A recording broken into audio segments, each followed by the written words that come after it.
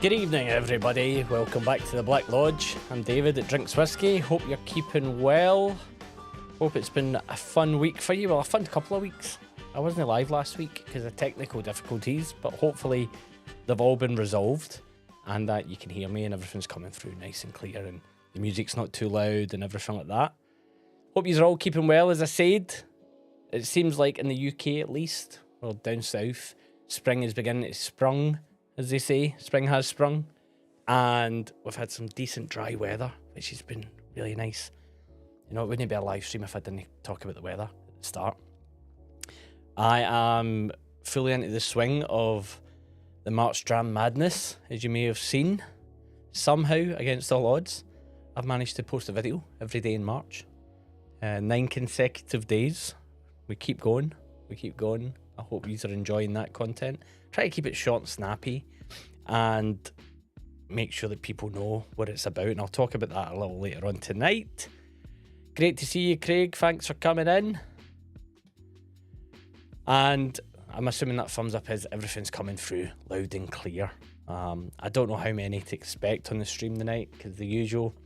Don't really publicise it much, but hopefully you're getting used to seeing me. Evening, Frank. Evening, Pete Head. Hope you're well. I know you've been enjoying the videos. Well, I hope you've been enjoying them. I know you've been watching them. So that's something. We have a loose agenda tonight, to be fair. There's been a little bit of whiskey news. There's not been a huge amount. I've seen that my rant about the SWA helped. They clarified all that. That seems to have been the government flung out, whatever the case was in that case.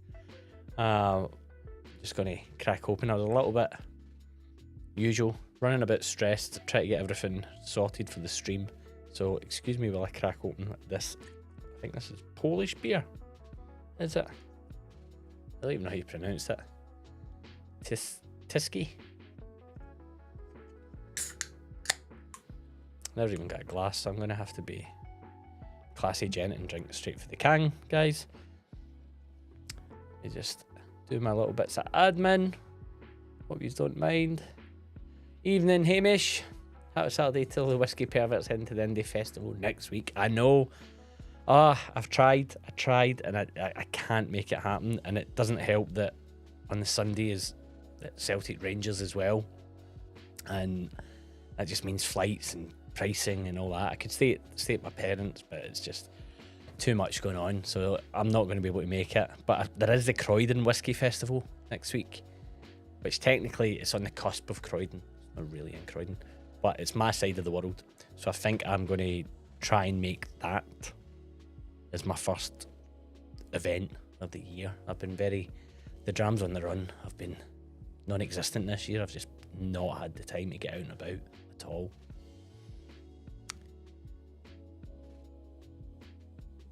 Pete Head watching and enjoying. Thank you so much for the support, Frank. Really appreciate it because I am trying something very out of my comfort zone, which is tasting on camera and trying to give notes on things. And I'm cracking myself up, going, "What are you talking about?" when I'm editing the Paul John video, where all I could keep saying was raisin, and that one seems to be getting views in India, I've noticed. And I'm amazed I've not had any abusive comments from anyone because I don't think I'm doing it justice, but hey, that's the fun of it all. That's the March Dram madness. What else do we have? Pete Head.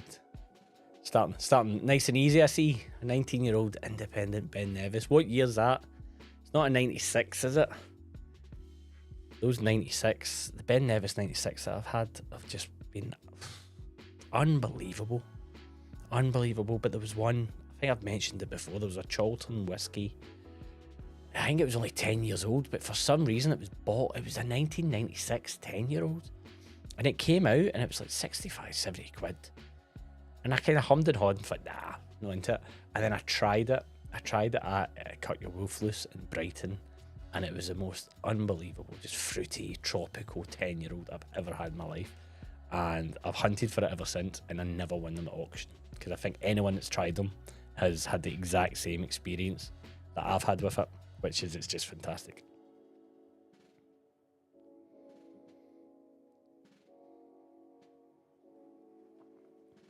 having a Kingsbarn Balcomie before finishing off the last drop of an Ardnamurk Doddy Weir.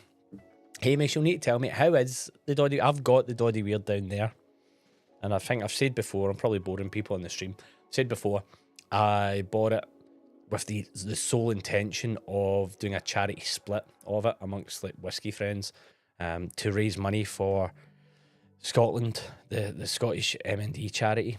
Not so much the Doddy Weir one, but the more like the broader one, because one of my brother's best pals, who sadly passed away very recently, he had it, he got it, and I thought I'd donate some money to that. And then when I put the offer out, all the guys in the group just said, don't open it. Because what we were doing was my brother was doing a charity boxing fight to raise money for it. And I said, well, guys, if you'd like to contribute, I'll pour drams for you as well. And everybody said, don't open the bottle. Just keep the bottle. Here's money. It was such a kind, wonderful gesture. And I think it just...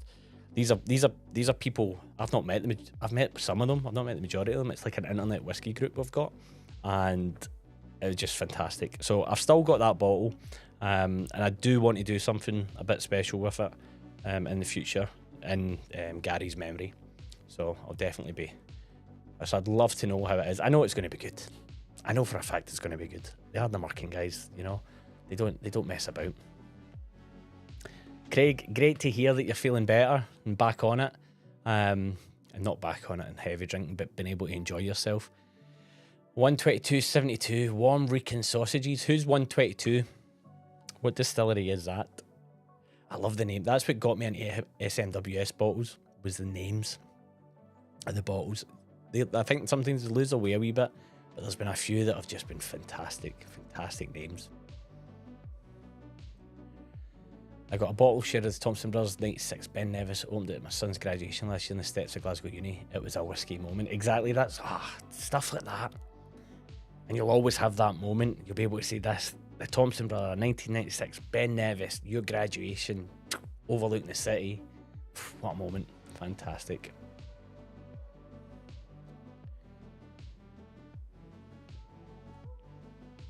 And Pete Head, nope, not 96. Ben Nevis was 2003. Bought it last year in Limburg for a German independent head of staff. Great stuff. Fantastic.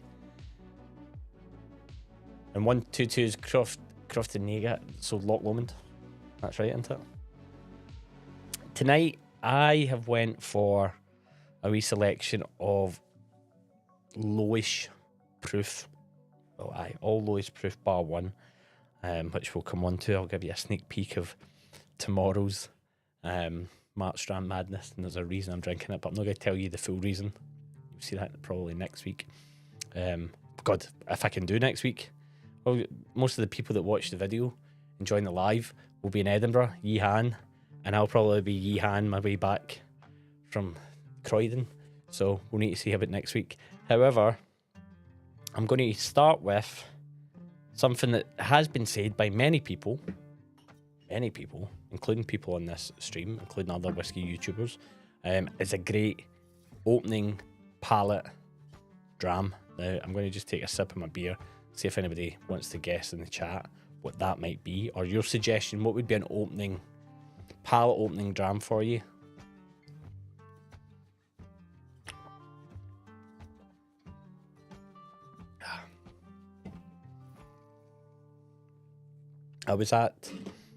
Today I went to the photography and video show. If you follow me on Instagram, you'd have seen.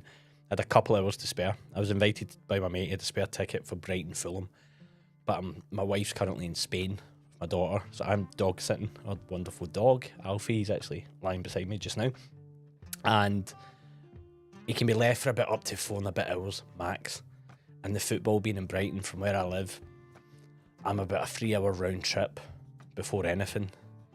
So there was just no way to go to football, but I had a press pass that I got thanks to all this wonderful stuff for the photography and video show, and I thought, well, I'll go and use it, and I could get there and back 40 minutes each way. So I went for a couple hours today, got some advice on my lighting, which I really need for the other videos, because you'll notice the colour goes a bit funny in some videos, so I'm trying to streamline the lighting. And I wanted to see about the camera gear, but I used Lumex, Panasonic Lumex, and they were the only camera brand not there. Bizarre. I did see some amazing lenses and the usual, but I was very good. I was very restrained. I didn't spend any money. I bought a coffee, a can of water, some chicken, and then I came back. No guesses on the drams. Fine. I'm starting with old Harry's favourite. I'm going to start with the Glenmorangie 12. And I don't know if you saw in the news this week that they've upped the age on the La Santa as well to 15. So I don't know. I don't understand. I don't know what they're trying to do be honest. It's great. Like, I think fair play, but it's I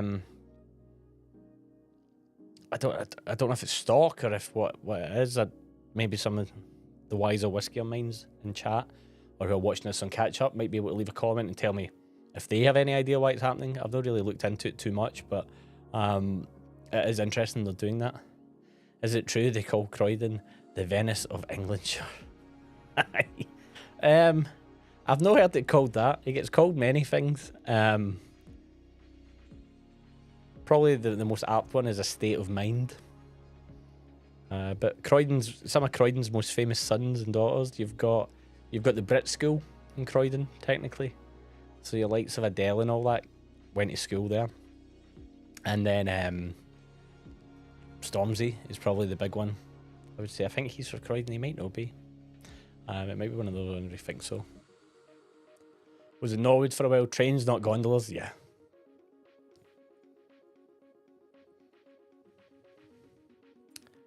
Yeah, Hamish. It's just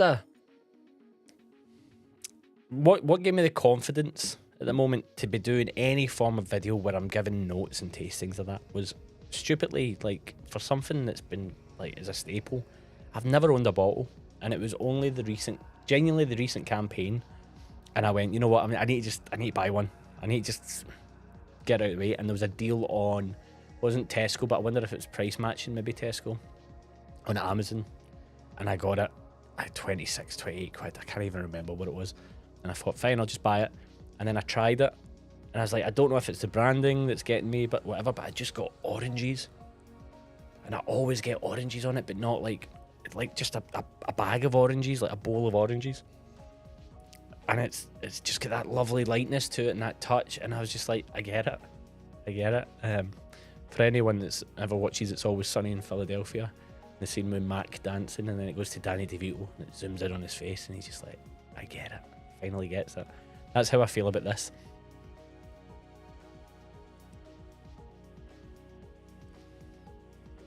And it's got a wonderful texture to it as well. That's up that part of the world, I feel. There's a slight waxiness to it. And it's just perfect. Like, so I'm really happy that I finally got influenced to buy it. And I thought, yeah, first dram of the night, a wee 40%er, ease in. I think we overlook stuff like that. And I think that was part of one of the many reasons for which will be coming back after March, but for the For Me or No For Me series of sometimes you just overlook stuff, like the Black Label example, where you kind of whatever, and then you have it and you go, actually, this is all right. It's not that bad. Why am I being a snob? And it's very easy. I think we're spoiled. We are all whiskey enthusiasts, geeks, perverts, as you said, Hamish. Your words, not mine. That love to indulge in really finer stuff and whatever. But tonight I was just like, I just want something. I just want nice and easy. Just didn't want to go balls to the wall tonight at all. I had a good few drams on Thursday night with my brother and my friend over here. Not excessive, but into like the Ben Brinnis signatory and a Cubokin, and then we were on bourbons and Kalila cast strengths and stuff like that. And I was like, tonight I just want nice, easy. Got to do some gardening in the morning, so I need to be fresh-ish for that. We spoke to a driver in Inverness who had Harrison Ford and Ally McBeal in his motor when they were here. Very polite, but apparently nothing about them at all. I can't imagine there would be, to be honest, at this stage in life as well. Probably knackered. looking about them, being like, it's not exactly California, is it? I think I think he comes across, doesn't he? That's why the advert, I think, works well, because that is apparently his personality type. Just quite morose and cantankerous. I'd love to see him in the Boffy with Ralphie. Could you imagine that? that would be a head-to-head. I would happily get him in. That's your brand. There you go. Glen Morangy or Glen Moran. I never know the right way to say it. LVMH. That's your brand deal, Ralphie. That's what you bow down to. That's the only time you'll take the cash. A head-to-head, like Hot Ones with the wings of that. Head-to-head. Ralphie Harrison Ford. Cantankerous off. Believe it or not, my son. Yeah, it's a fantastic show. It's brilliant, and it the later, it's the same as anything. The later ones have got on and they've became Hollywood stars, and they're looking good and whatever. But the core of it is just insanity. It's about people. It's just about arseholes. Like, none of them have a redeeming feature to them, and it's brilliant for it. It's brilliant for it. So good. If anybody's not watched it, it can be a wee bit acquired taste, but it's definitely worth seeking out. Craig, look, what's that there? That came through my chat. That's strange. I've got you there, but I've not got you in my chat up here for some reason. Let me see about that. Craig saying, look like the tariff war has started. Bourbon going to take a hit. Yeah, I think it's getting to the stage of you might have to. Hi, you're not coming through in the chat. What is that? That's an odd one. Hope the stream's still going all right. Give me a second. I'm going to just check tech issues on the phone. Make sure that I'm not. What now? I am live. Yeah. That's strange. That is very strange. Craig, your comments, if you're still there, Craig, your comments not in the chat, like on the live stream, but I can see it and I've got it on the screen. That odd. Very odd. But yeah, the tariffs coming in, and it's a domino effect that's going to happen across the board. So I think we all need to kind of keep a wee eye out on what could be happening with regards to that. Put this here. Right, that's strange. There we go. You can see Pete heads. Very strange. Sorry, you don't want to hear me talking about tech issues.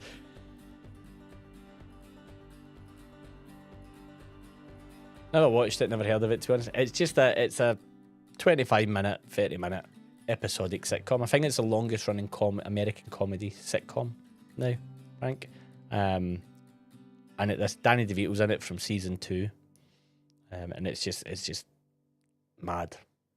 It's good. I enjoy it, but I would never judge anyone that's like, nah, it's not for me, because like my wife, it's not for her at all. She doesn't enjoy it.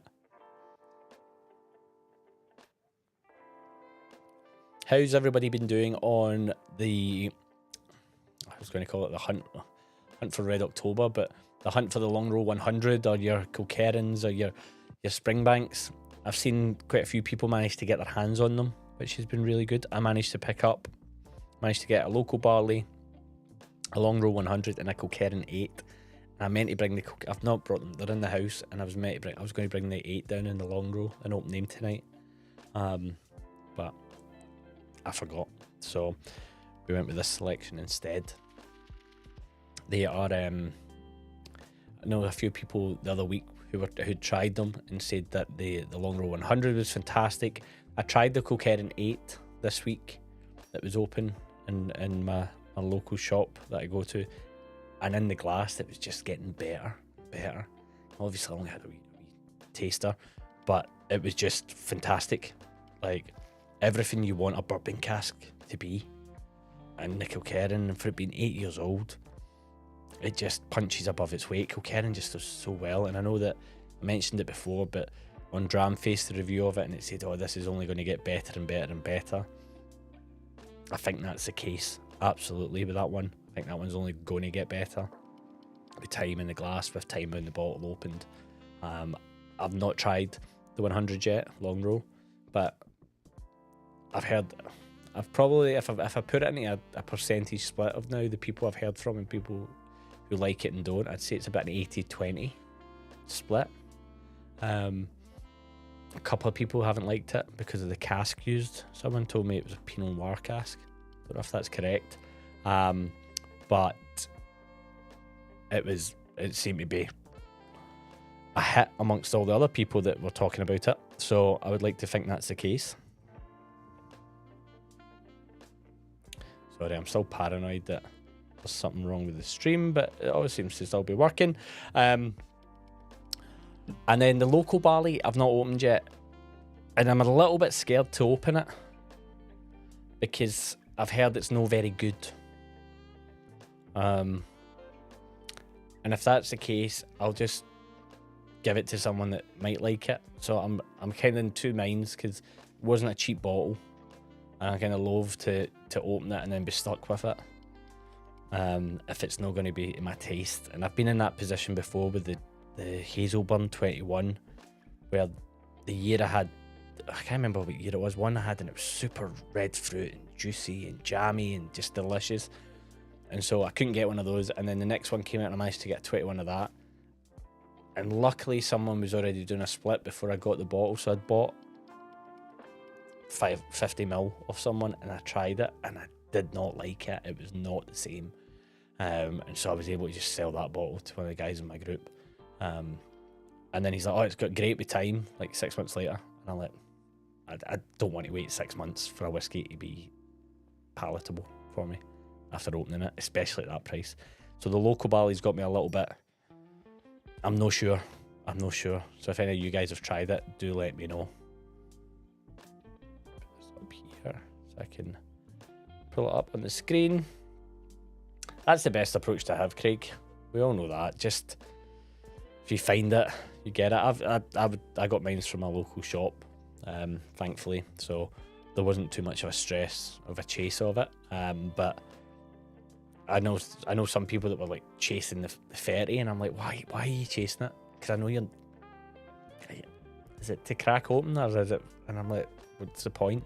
But a couple of mates of mine who are in the Springbank Society, which I never joined at the time, stupidly. I should have just joined it. Obviously those doors are closed forever now, but they managed to get bottles of it. So I don't know how much the outturn of the 30 was. But yeah, no shit. I've no good time for that at all.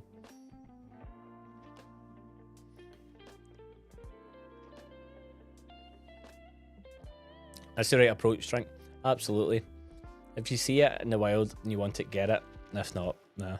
I saw the in the shop and they had the Speyside M, the Macallan Signatory 100, 45 quid. And I went to grab it. I literally took it off the shelf and I looked and I was like, yep.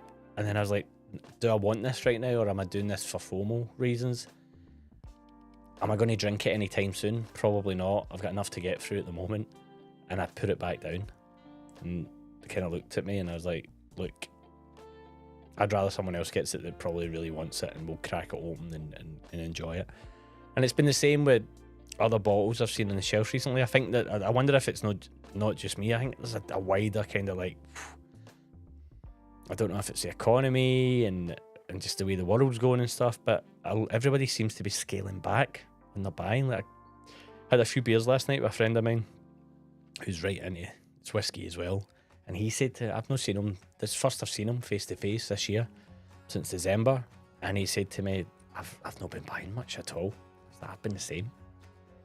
Like, I bought that Glenmorangie, bought Springbanks, I bought another Ben Rinnes I did when I was on holiday because it came up online, and then I got amazingly, I got a bottle the other day that I'm not going to reveal yet, but it's going to be on the For Me or No For Me video, which was just I had to get when it was, yeah, I had to get it. And you'll see eventually why. Evening, Tim. Kind of you to join us at, what was that? 10 past 10. No worries. Better here than not. What's in your glass, Tim?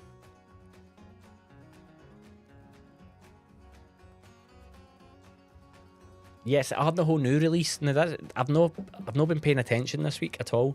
I got the emails through. Please feel free in the chat, Craig, to just download on what exactly that is. The Arnahold stuff that I've tried at shows and that I've really enjoyed, but I've kind of held off buying any bottles of.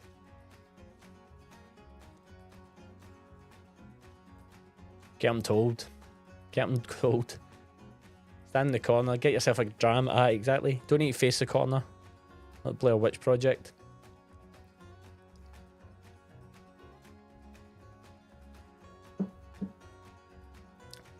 Alfie, my dog, is taking himself to his bed, thankfully. Just checking. It's been awful quiet.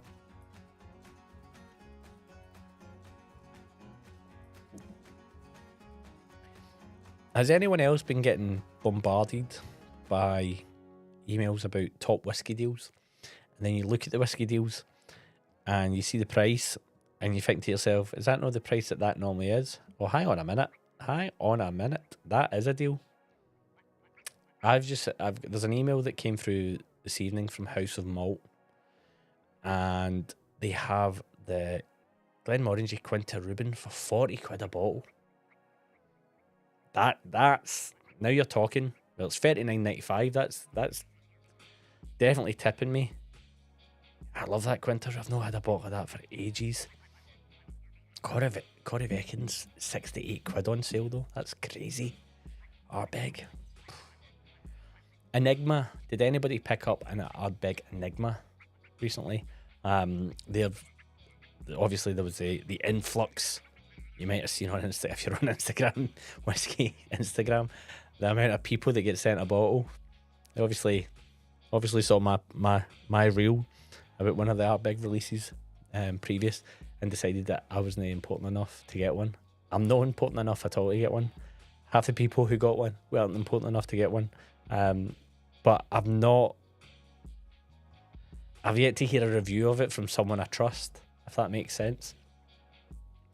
It was reasonably priced that you could take a punt on it if you wanted to, but I've been stung badly by those punts in the past and listening to people on Instagram, so I've held off. Drinking a dram of Deanston Amontillado. Finally learned how to say that word. Matured, beautiful. Yes, it is. Deanston, man. I've got such a soft spot for Deanston. I think what they do, it's a great entryway for people trying to get into whiskey. I think you can get the Virgin Oak. You get that Virgin Oak, you get a Deanston 12. And it's such a step up, and they're always on offers. And then they do the 18 on offer. And I don't know if it devalues it a little bit in people's eyes, but it's just such a solid dram. It's a lovely distillery, lovely cafe in the distillery. It's not too hard to get to from Glasgow. Although I do prefer the older branding that they used to have, the more block letter, shorter. I thought that looked cooler. But that aside, the liquid's fantastic.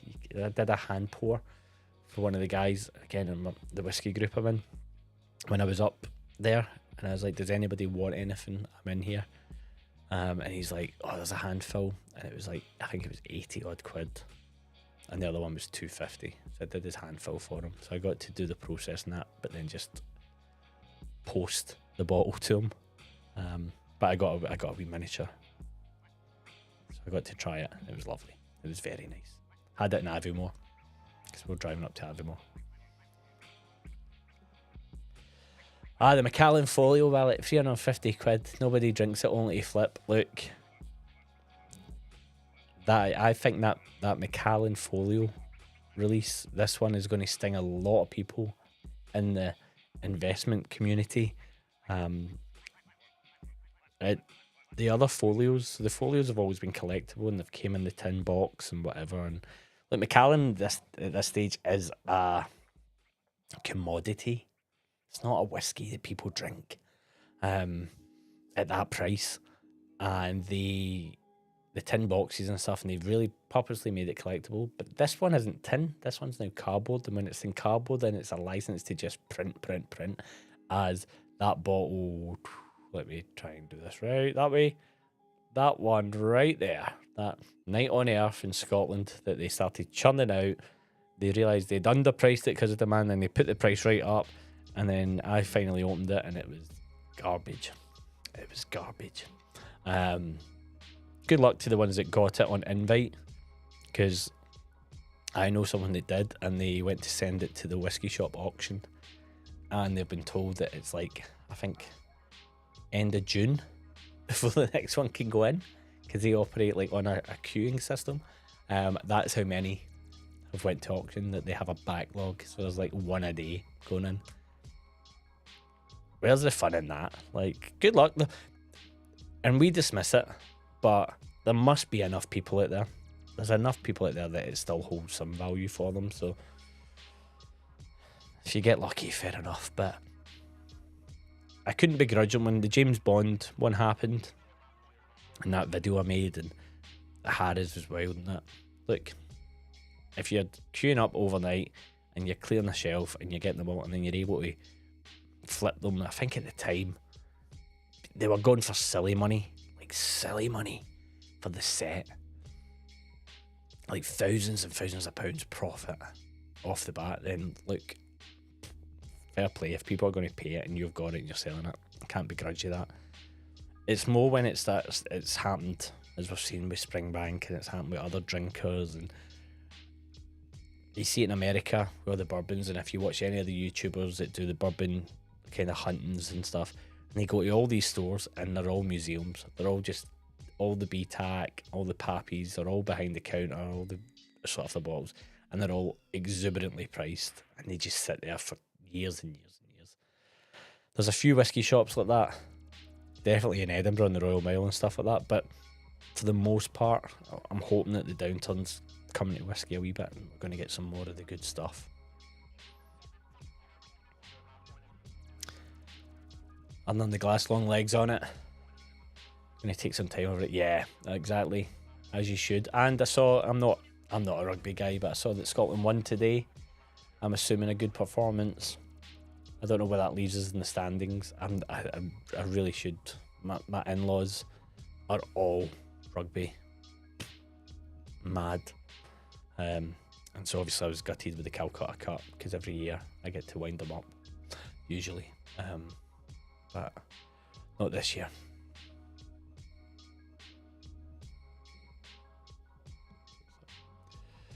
Not the Enigma. Might have a dram in a Manila. Like a Corrivec, managed to buy a bottle on auction for €40. Yeah, perfect. Perfect. Absolutely perfect. 40, 50, fine, but at the RRP it's over 80s now. Nah, not for me. Yeah, it's a handful. Talking about the Deanston 11-year-old bottle 2016. Dream dram for me. Fantastic, mate. And I'm glad you're enjoying it tonight with us.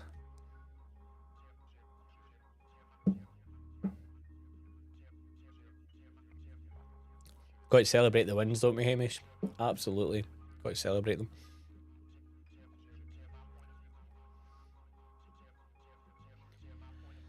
Tommy, welcome in. Hope you're doing well, mate. Went to the city recently, which really doing popped into Selfridges. The prices were ridiculous. The standard long roll, 70 plus, lots of whiskey, no prices on the salespeople. Yeah, I went in. I've got a video in the works, a Drams on the Run, a London special, and there's a wee side project coming with that as well. And so I took myself to Selfridges, and I chose not to film because I'm not going to feature it, because I'm not giving them the time, because I think it's astonishing what they're doing in there. Some of the bottles and the prices they had last year's Kilkerran 8s, I think the bourbon cask, and I think it was a sherry cask, and they were asking like 180 quid each. And I'm like, what? Excuse me? What? And they get allocated. Mitchell's give it all that, and then they give them that, and I'm like, what?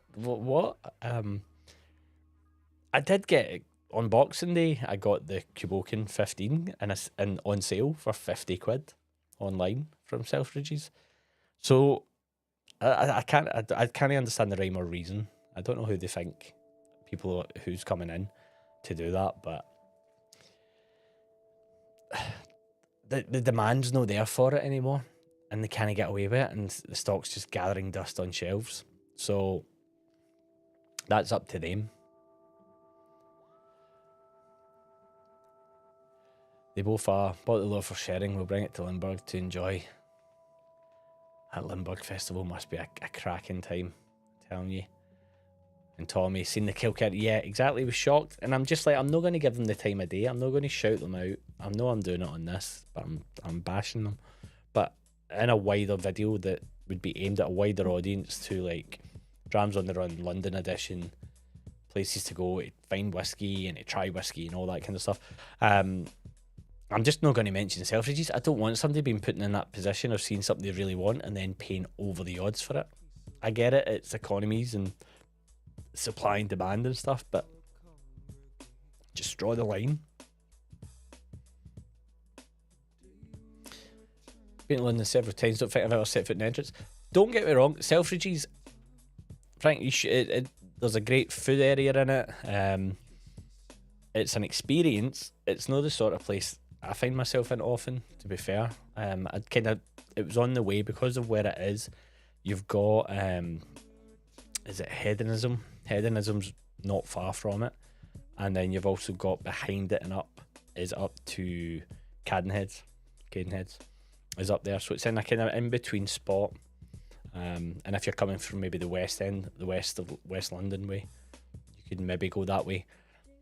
So I thought I'd pop in, have a wee look, because sometimes the odd time they've had stuff, but not this time. Just it's no really.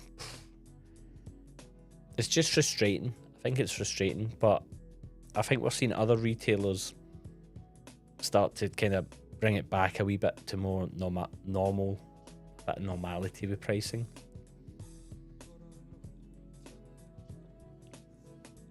For example, I missed out on the, wasn't last week, was it? It was the week before. Master of Malt. They can be criticised. You can criticise them for certain things. What you can't criticise them for is a kind of fastest fingers first approach and pricing for in-demand bottles. They flung up the Springbanks. They flung up Pappy. They flung up all the Pappies at RRP. I never get near it, but I know people that managed to get one, and I'm like, got a 15, Pappy 15 for like 170 quid or whatever it was, and I'm just like, that's fair, congratulations, well done. You could very easily price gouge that. There's places that get the bottles from Sazerac in the UK, and they do price gouge it. It's been a weird one this year, because like I'm going to have some of this later, but I got that last year from the release, and I had to go to, the video's up, you can watch how I got it, but went to Dram and had to pay a stupid amount of money. I had to pay like 90 quid for a ticket, but they never, I thought it would be in a closed off area and because it's a big place. No, the bar was open for anybody to come in. You got a couple of pours of some drams, and you got a can, or a highball can of Pappy. And then you had the chance, then you got put in a draw, and his name pulled out, and then you got the chance to get a bottle of what was left on the bar, first come, like, served. Funnily enough, some people who seem to be very friendly with people in there got some of the BTAC and weirdly never got it opened when it was a condition of purchase. Strange that. But I've kept my eyes out this year, and I've seen nothing. I've not seen any events offering them, and I don't understand why. And they're definitely about.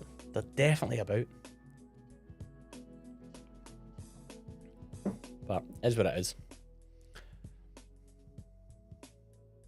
That's what I was saying.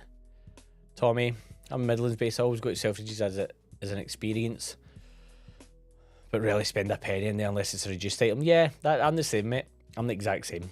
I have a wee look and there's a sale on and stuff, but I'm not in the bracket to be paying full price at Selfridges. I would love to be. Living in West Cumbria, 99% of the whiskey bottom line. Love my trip to Glasgow, SMWS and good spirits. Yeah, exactly. I think I remember during lockdown, I was trying to buy from small retailers. As I was just getting into whiskey and that, but I was buying from Dunkeld Whiskey Box. I was buying from Inverurie. I was buying from Aberdeen Whiskey Shop. Good Spirits. Master and Malt, whatever. The others. And then Amazon for other bottles. And it really pissed me off when the world opened back up and they were doing this thing where it was like locals only, in-store only for in-demand bottles. And then I was seeing people on Instagram thanking Aberdeen Whiskey Shop for their bottle of like Long Row Red. And those people live very close to where I live. And I'm like, how did you pop into the shop to get that? And they were doing a bit, and it still happens. It still happens. And I get it. You look after your customers, but at the same time, hang on. You're telling me I can't get it, but I spent quite a lot of money over a period of time with you, and my money's not as good as others. So it pissed me off a wee bit, as you can imagine. But rather than take to the internet and post about it, whatever, I just better to say nothing at all, and I just moved my money elsewhere. And I built a relationship with stores that I can travel to. And I prefer to spend there because I know the people in there, and if I'm spending, then they're earning. So everybody's a winner, except me, because my bank balance goes down. Yeah, that's it. If you're not fast, and it's obviously it's time and place. I missed out. I was walking back to the office from my work lunch and checked my phone, and my mate was like, "Whoa, quick!" And I was like, trying. Gone. And I like, well, thing, because sometimes I'm at my desk and I get that minute and I'm straight on and try and buy it, and I've been lucky a couple of times with stuff like that. So there's a fairness to it, and people will go, oh, what about the bots and what about this? Look, that's life. Like, we just have to, I'm not going to fight it. I'm not going to rage against the dying light. Yeah, but I don't know if that's the case because they're back under private ownership. Because they were owned by, I don't know if it was InBev or someone. It was one of the big drinks firms that owned them. And then it's been rebought by the founders. And I do wonder if that's got a part to play. Because they were churning out a lot of casks. Vin PF, No Nonsense Whiskey, has a really good relationship with them. So I might ask him. Maybe try and find out if he knows anything that's going on there. Lowlander, great to see you, mate. Welcome in. What's in the glass? And as going to skip down to your other one. Talk about conversation even, mate. There's not really a huge topic, mate. We're quite fast and loose tonight. We're going to talk a wee bit, I've not got into it yet, about March Dram Madness. I'm currently, well, I've just finished off, we were talking about at the start Glenmorangie or Glenmorangie and putting the world to rights, to be honest, as we always do.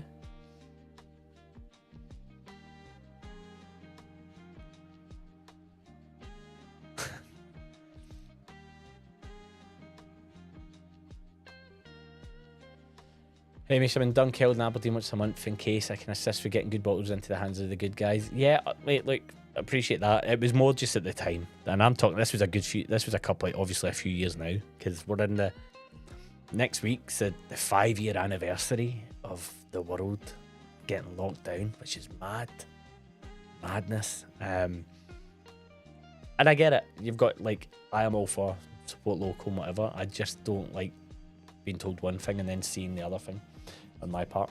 Oh no, absolutely, Lowlander, that's not what I'm saying. I'm saying that I saw it in the hands of people that live next to where I live, southeast England, and being told that it was locals only, and yet somehow they're getting bottles and thanking them on Instagram, and being like, I know for a fact you've not driven to Aberdeen for that. That's what annoyed me. And also I know the scale of spend of that person, because I've been in their company once or twice and they don't know that. That's the irony. People are very loud in bars sometimes, like to talk, and it just I'm all for it. Like Dunkels, for example, and stuff. Absolutely, they should be looking after their local. They are a local shop, and I am all for that. Same way Good Spirits do it in Glasgow.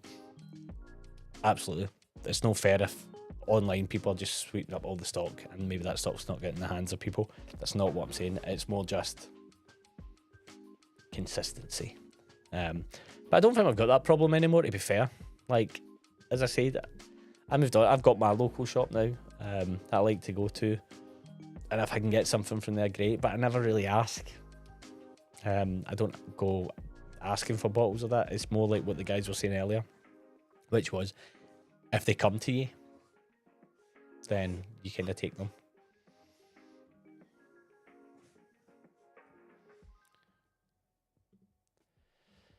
I'm with you, Craig. Whiskey Desert in Devon, where I am, so best up stocking off on a yearly trip to Scotland. Yeah, but the only problem with that is it's the pricing in Scotland as well. It's a real bugbear for me, and I know this is the sort of thing I wish the SWA and that was trying to push more, is like the taxation at source. And I know that Jim McEwen spoke about it at length as well, about Isla, and about why can they not do deals like at the distilleries and places like that. Taxation is killing them, because you go to some of these distilleries and the handfulls are all like, I went to Glenallachie and the cheapest handful was like 140 quid, and I'm like, come on, man. But then I hear Glenmurray are doing them amazing handfuls for like between 60 to 100, and I'm like, oh, I knew I should have went there. That's my little bugbear with it all. I've got a lot of bugbears. I've also got a dog now coming for some pets. Let's see what's going on here. Lowlander, I got extremely lucky last Friday. I walked into Canheads, I got a tasting pit, and I bought the latest local barley release. It's the first local barley I get my hands on. Was that in Edinburgh, Lowlander? Because I had a very, very similar experience, if it's the Edinburgh shop, and it's in my Edinburgh video where I go on a whiskey hunt. It was after I went to the Scotland Island match through work. It was pissing down on the Monday, and I walked in and it was on the shelf, and I looked at it and I thought, hang on a minute, is that display? And then I looked at the guy behind the counter and I went, can I have that? And they were like, aye. And I was like, if so, it's the best feeling. It's like unbelievable. The adrenaline, the buzz of it, of getting something that you've been seeking, you've wanted for so long. So jealous of that, mate. It's such a great feeling.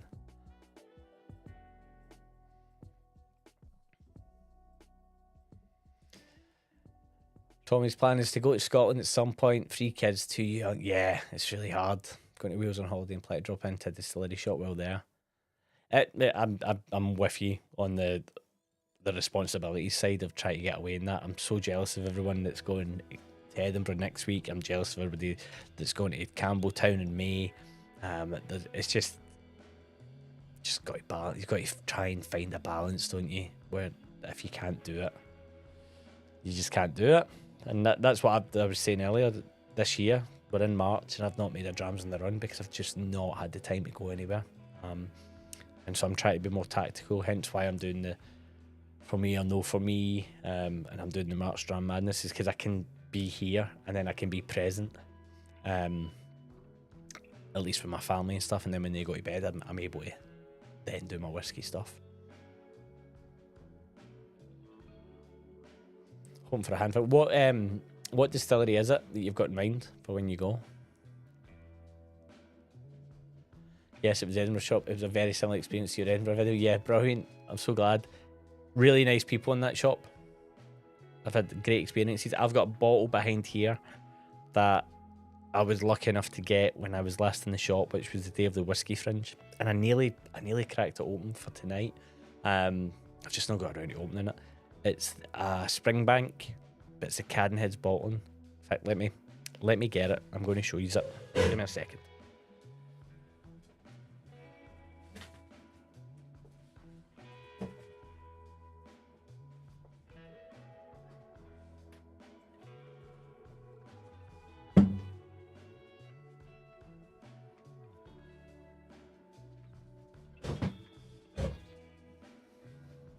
It is the Oloroso Matured Springbank. This one here. I nearly opened it tonight, and the only reason I never is because it's 55.5%, and I said I wasn't going to go high proof tonight. Said it to myself. But apparently it's fantastic, and it was when I was in there and we were chatting, and it was Springbank. It was a release day, Springbank release day that day, and I thought, oh, maybe there'll be something we'll pop in and see. And I tried their Ben Rinnis shop exclusive, and it was super grassy and green, which really shocked me, and that's why they picked it. It was a store pick, and the and he went, hang on a minute, I've got something in the back, and it was a customer had bought it, but he lives international, and they couldn't ship it international, so it was going back on the shelf. He's like, do you want this? And I was like, absolutely, absolutely. But again, it's one of those drams. I'm like, I need to open it, and when I open it, I need to share it with people. So I've just never got around to it. It's just sat under the bar.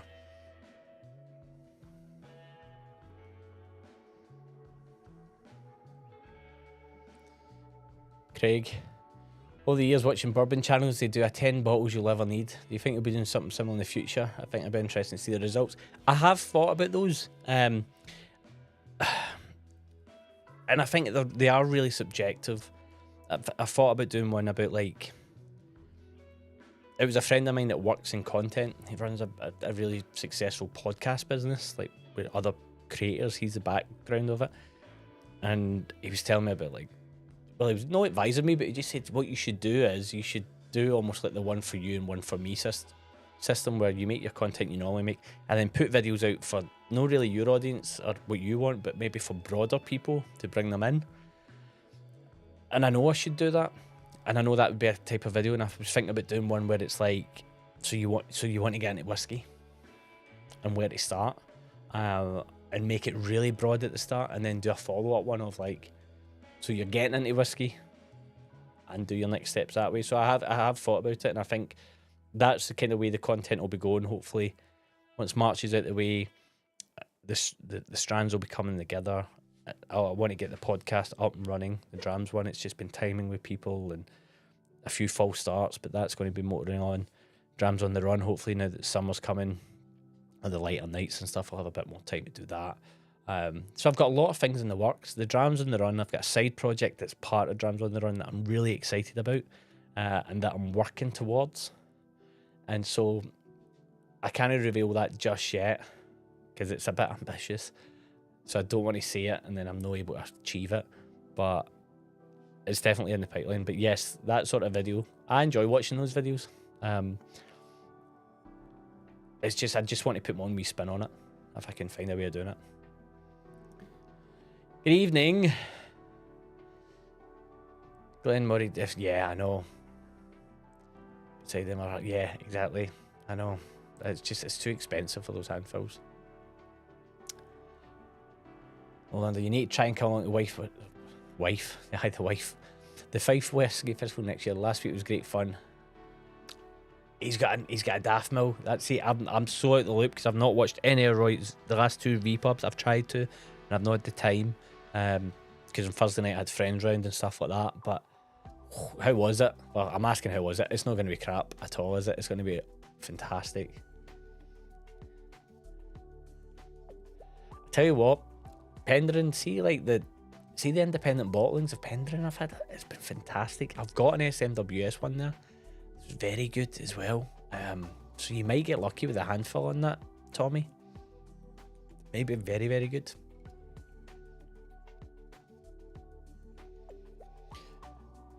I was lucky to get hold of that Springboard Extra Cash release last year too. The way you got that bottle is what happened with me with the local barley last week. Lucky timing, I guess. Yeah, exactly. And also, I think the guys in there are really good with it. That they know people, that they make sure the bottles get in the right hands without being like underhanded about it, if that makes sense. But after leaving that shop and then going to the whiskey, that's what I'm blaming the end of the Whiskey Fringe experience on. There's a reason the Whiskey Fringe video was included with other show videos, because it's very easy to get carried away those shows, and I just trying to edit myself the way I was sounding near the end of it. Oh, nobody needs to hear that. I'm blaming it purely on Caden heads or Caden heads. I'm going to flip between the two.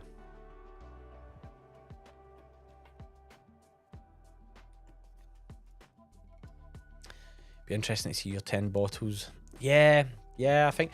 Well, I've got a concept in mind as well for something. I don't think it'll be 10 bottles. It won't be as many as 10, but there's a reason, and I think it's a nice wee one that other people can do, because you know, like there's the Reddit challenge and stuff like that people are doing. It's in the same vein but slightly different, and you can have a bit of fun with it, same way that you can with other ones. But I was thinking of that, and then I wrote it down, and as usual I was like, oh, I'm doing this March Dram Madness stuff, so I can't do too much at the same time.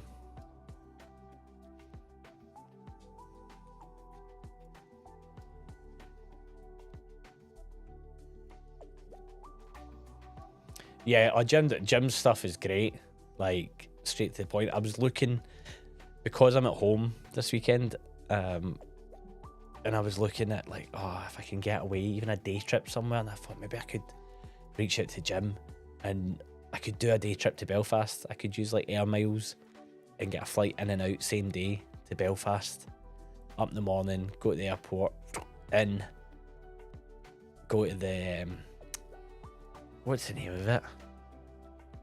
I don't want to say the wrong name. The Heart and something, the shop that he works in as well, and try and time it. I don't know Jim, so I'd be reaching out on a whim and hoping that he'd be kind enough to indulge me. But yeah, his stuff's great. But that's it. It's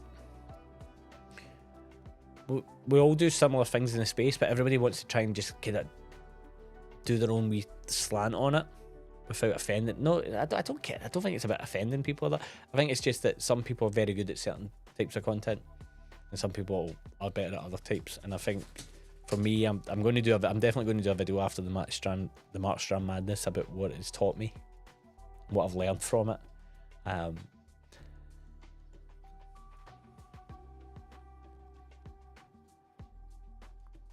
Where's that one? Lolander's saying, Telly, I found a fantastic new job and it would be great to live in Speyside or Isla. I just indulged myself with Rightmove property looking, and there is a house for sale in the name of it. Why is it? My brain's just went absolutely blank. It's it's in between Glenallachie and Macallan. Why can I not remember the name of this town? It's got the it's where Walker's is from, Shortbread. It'll come to me. Aberlour. Is it Aberlour? Basically, there's this house for sale, and it's got a tower, and it's one street back from the main street, and it's next to the primary school, and it's got a lovely garden and the lot. And I was like, how can I find a reason to move my entire family to there? The content I could make on the daily. I'd also get extremely large from the Walker's Shortbread factory shop down the road. But if you manage to convince her, Tommy, then I can let you know.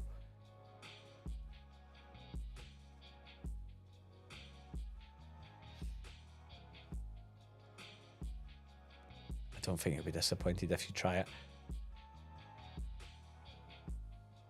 Are we talking about this one? Have you tried the 8 yet? Because that's what I was asking. I'm scared to open my local barley 8 because I've heard very mixed reviews of it.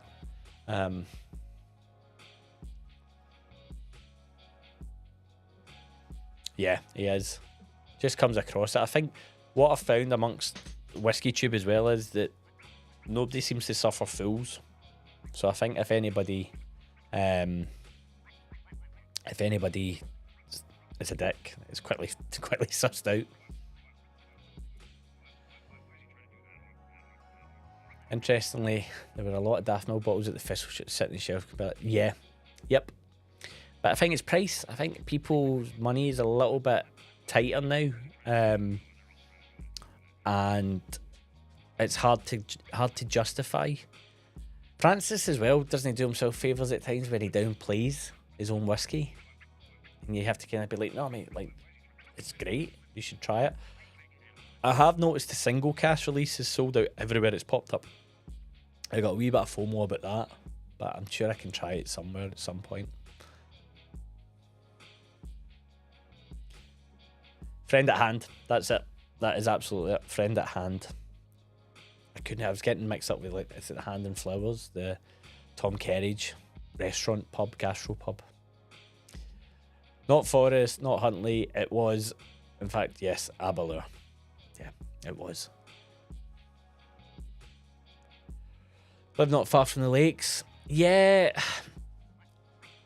They're now owned by, is it Nye Timber that now own the lakes? They've went through it. I don't know if they maybe, that series that they brought out, the Never Ending Infinity series of limited edition bottles, I think just tanked them a wee bit amongst whiskey people. And it's a certain type of whiskey, I think, and as you said, maybe it's just too sherry forward. Yep, I'll pass it on to you for a finder's fee. Don't worry about it.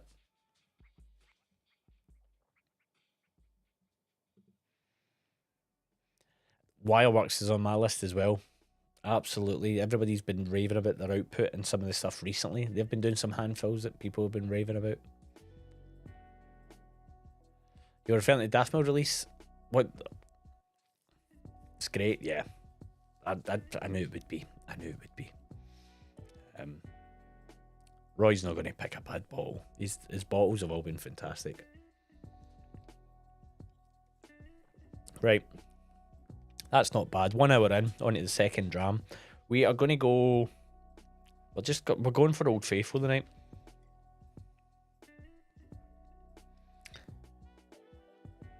Not featuring in March Dram Madness.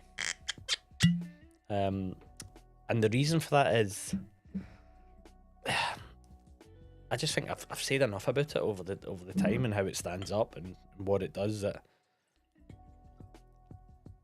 it would get picked over a lot of other whiskies, and I was like, nah, I want to mix it up a bit. Now's a good time we can talk about March Dram Madness. Tommy, can't justify the price of stuff. Yeah, it's just, I know why it costs so much, and I think they're nice, and unless I know some people that collect them and get every release and stuff like that, but it is quite hard to justify the price. And the beer I'm drinking is, please forgive me, all Polish, it's the WHISKY. Is that how you say it? WHISKY.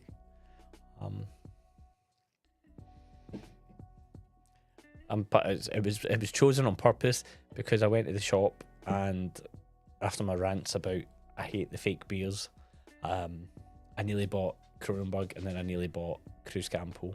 And I love Cruz Campo in Spain, and I love Kronenbourg in France, but I don't like them here so much. So I made the point of buying this because it's imported, so it tastes how it should taste.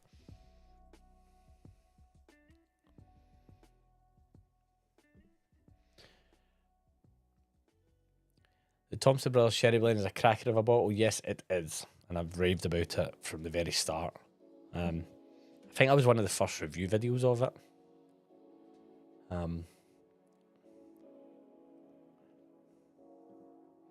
I think this is bottle, well, I know batch number. This is batch, I think I said before, this is batch number 5. If you look under the QR code in very small writing, it tells you a batch number. So I think this is from the initial parcel that they had. And I think since that, they're now at a point where they kind of, it's not the same, but they've found the profile and it's very similar from what the original parcel was. But it's a great dram. It's a great dram. So I think I'm on bottle. I think I've got another one. I think I've had 4 or 5. I've used them for tastings, charity tastings, because it's just Old Faithful. It's just a great bottle, and then you tell the story about what it secretly is. and it gets people excited about it. It's a bit like that scene in High Fidelity when John Cusack says, "I will now sell 5 copies of the Beta Band free EPs," and puts on Dry the Rain. It's a bit like that when you tell people about it and then you say, "Oh, by the way, this is what this secretly is," and they just go, "I'm going to buy a bottle." No surprise there, Frank, no surprise. My dog is very, very, very needy. Keeps jumping up, but he's going to just have to deal with it. Tommy, I took some samples to a 30th birthday party recently. My friend tried this and was shocked when I told him how much a bottle would cost, as he was swear it would be. Yeah, exactly. It stands up. It's so...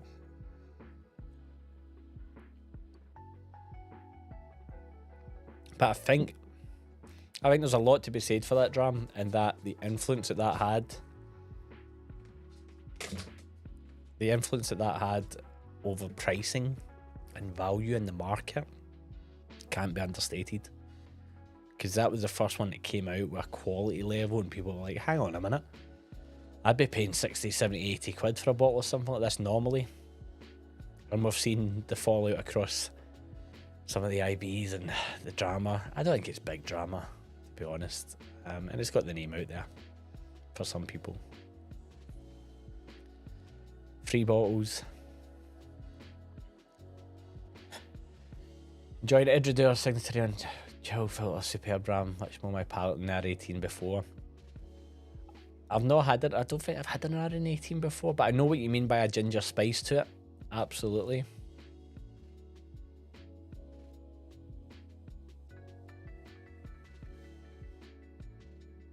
High Fidelity, well, that's a film. Yeah, it's a great film.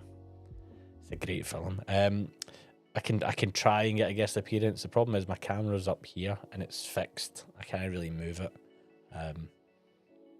But we'll do it before the end of the stream. I just don't want to set him off. I'm trying to get him to chill out a wee bit. He likes being down here and then he gets fed up and he wants to go back to the house. But that means I have to leave here and take him to the house. Not doing that right now.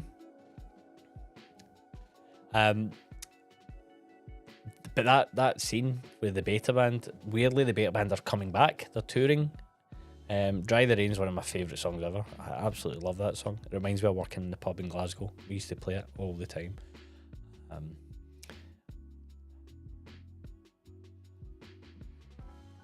And that was what I was referring to about the disappearance of the dog. So yeah, we're going to talk, indulge me while we talk about March Dram madness so far. So we are on day 8, because it's 8th of March. And it's been quite funny. And it's going to get funnier. The video tomorrow is mental in terms of what happens. Just why it happens. It's been. I'm really enjoying it because it's not something I do very often on my own, which is. It's not a flight, obviously, but head to head in the palate and the impact that a whiskey will have over another whiskey. And I've found that some of them with the peaty ones, if I have that first, it dominates the palate so much that the next whiskies get no chance. So then I try and mix it up, and I'm trying to just find different tasting notes. But then I'm finding my flavour wheel in my head, and what I go to is there's kind of like 4 key junctions that I go to first, and then I'm trying to do it. And I'm learning all that through the edit as well. Because what I'm doing is, you'll notice it's cut, but the cuts aren't, I'm not cutting out me saying anything, it's me literally just stood there like this, thinking. So I'm like, no one needs to watch that. I could put out a very long video of me just stood, or doing this, that. And it's really helped my palate. It's really helping, it's helping hone in on stuff that I like and what I don't like. I found with the bourbons, it's mad when you're head to head with malt, just what it pulls out flavour wise. And the Indian whiskey, I feel bad for the Indian whiskies because Indian whiskey is not bad, but the way the draw was done and what they were up against, and It's crazy that PX, the Paul John one, the PX, that's going for like 95 quid, 100 quid a bottle now. I think I got that for like 40 quid on Amazon. I needed that, maybe 45. At that, it drinks like it's not worth it. In my opinion, it's just very reasony, as I say over and over again. But it's been a really good exercise for me. I've been enjoying it. From a content creation point of view, I don't think that's my wheelhouse. I don't think I get the same joy making those videos as I do make my other type of content. And I think for me, I enjoy, because it's me tasting whiskies again that I've maybe had for a while and not tried, and I can bring something about me to it. So I'm indulging myself, and other people, if they have this similar palate, can then follow along. I'm not criticising in them, and I feel a little bit bad about doing it in the Dram Madness. But I'm not criticising the whiskies. It's head to head and up against the two palates. The two tastes, my palate. What's my palate preferring? It's no saying this one's better than the other one. It's just saying I like this more at this given time on this given day. And it has kind of, it's been strange in that way. But the feedback so far has been good. I've not had any, I think there's been a couple of videos where people go, oh really? You've picked that one? Yeah, I've picked it was the I think Bizarrebecue versus the North Highland blend. And it's a bizarre choice to make, but to be fair, in that moment in time, I was enjoying the North Highland blend more than the Bizarrebecue, but I love the Bizarrebecue. But it was just at that moment in time, and so it has definitely honed me in a little bit on what has been happening and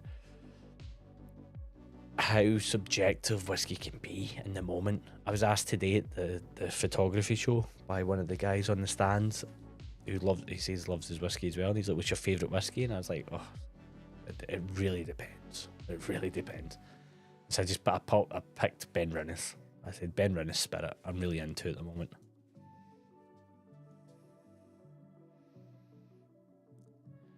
Great question, Tommy. That is a great question. I'm excited to see what this is. Evening, James. No worries. Welcome on board. On the bub in front of the Green River Foolproof. Did you get one? I never got one. I was gutted because I have been waiting for a year for Green River to come to the UK, and the Foolproof came and went really quick. It is what it is. What can you do? Quarter cask has rocketed in price. Has it? I've not been keeping an eye on that. I love quarter cask Laphroaig. It's kind of my favourite Laphroaig, readily available Laphroaig. 30% markup from US price. Yeah, it's gonna get worse. It depends. It might not. We might somehow get lucky. I don't trust how they make their decisions over there on tariffs, to be fair.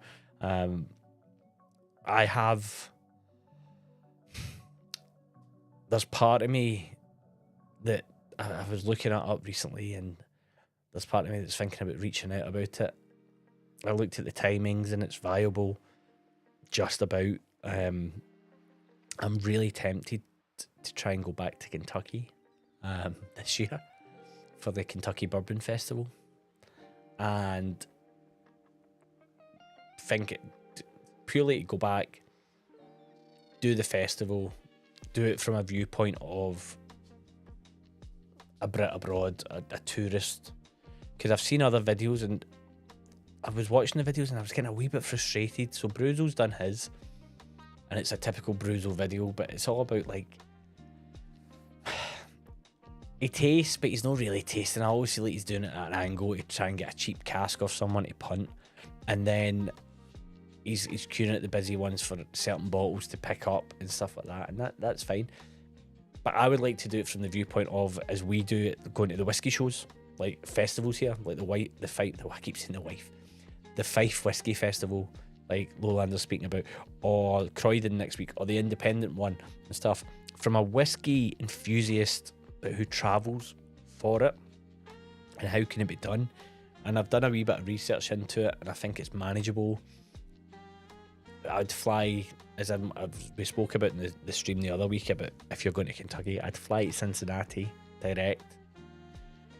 I could hit up New Riff. I could go to the Party Source, the giant liquor store that the owner of New Riff had before he owned New Riff, built New Riff.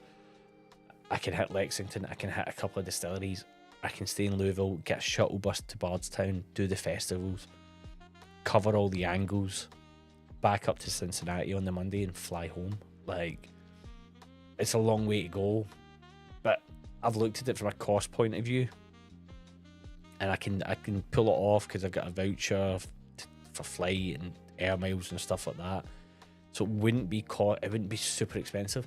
It'd probably cost me, if I'm honest, it's cheaper than Spirit of Speyside when I looked into it. And I just think it's a really interesting angle. And I know it's not malt whiskey, and I know majority of us are Scotch drinkers and whatever. But it's just, last year tickled me, and I think this year that idea of doing that would be fantastic. So I'd love to know what you guys think about that. Am I insane for even considering doing it? Would you prefer to see more Scotch stuff? Because I can get up there. I can get up. It's just the logistics of it. Like, the worst part is it's getting from A to B, and it's going to a distillery and drinking. And if you're doing it solo, I can't drink because I need to drive. And it's not as easy as, oh, I'll just stay nearby. But then I'm locked into one place on one day. Whereas when you do Kentucky, when I did it before, I'm having tiny wee sips and whatever, but I'm visiting the distilleries, and I was doing like what I did at Glens Creek, where I had time with them and sat and videoed all that and learned and took bottles away and whatever. But then downtown, you've got all that whiskey stuff on your doorstep. And that's why the shuttle bus to and from the festival and that, it's an hour drive, like, makes such a difference. So I'm trying to weigh up what content I think is worth my time and effort. Anyway, that was a total sidetrack from the March Dram Madness, which we'll get back onto after some of the chat. The Fried Quarter Cask was the dram that turned me into a peathead. Brilliant. High ABV bourbon matures, Stosha, Kilila. Brilliant. Eden James. Called it on the day. Yeah, Craig, you're not the biggest fan of it. Are you? You're not really. You're not feeling it. I prefer bourbon matured peated whiskey myself. I love sherry blondes with none peated. Too kind, Craig. Too kind. Fraser, welcome. Welcome. Project Heavily Cheg 18. Well, sit back, enjoy it, join the chat. Good bunch of folks in this chat all the time. Knob Creek 12 highlight of my trip. I've still got mine unopened. I've still got a few bottles there unopened. Craig, we'll need to organise a wee dram sesh so I can crack some of these open. Obviously everybody's invited, but I've got some core bottles there that are just begging to be opened. And I need bourbon drinkers to open them, or people that can dabble.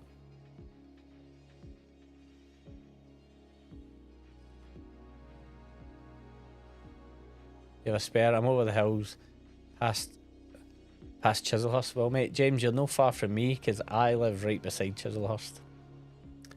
Bizarre. Not in the caves, but close enough.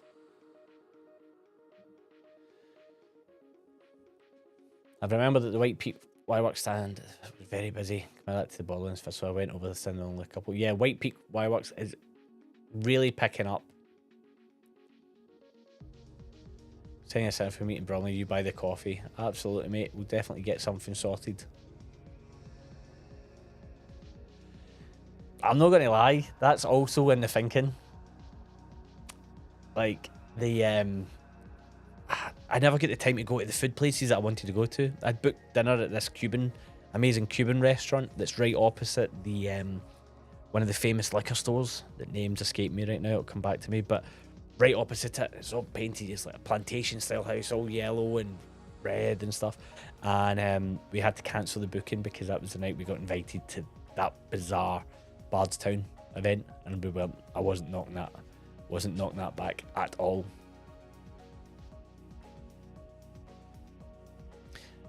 I'm traveling, I always carry the sample. Yeah, it's the wise way of doing it.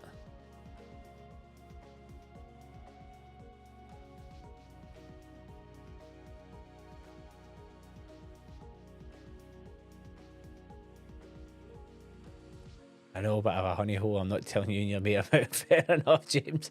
Fair enough. You can keep your secrets. I always think of that meme. Frodo and Gandalf. It's just a fantastic dram, isn't it? That Thompson Brothers one. Really, really good.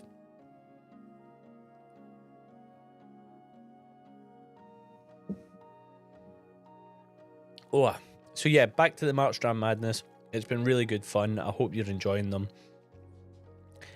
It's also intriguing to see the effect that you go on any of the, from my side, the creator side, you go on YouTube and people are like, you've got to be consistent posting, do like, people like daily vlog every day and do this. And what they're saying is upload every day. So I'm doing that currently. I'm doing the, it's not daily vlogging, but that's 9 days in a row of posting. And if I'm honest, I'm not seeing my content get pushed out more. So I'm really intrigued to see by the end of 31 days how much YouTube algorithms push. It's a wee experiment in that part. I'm not doing it for the mad views of that, but I'm really intrigued to see if you get a push. And by you, I mean like just in general. The other videos, it's been funny as well to see which ones have been gaining the views, like what's been driving most views.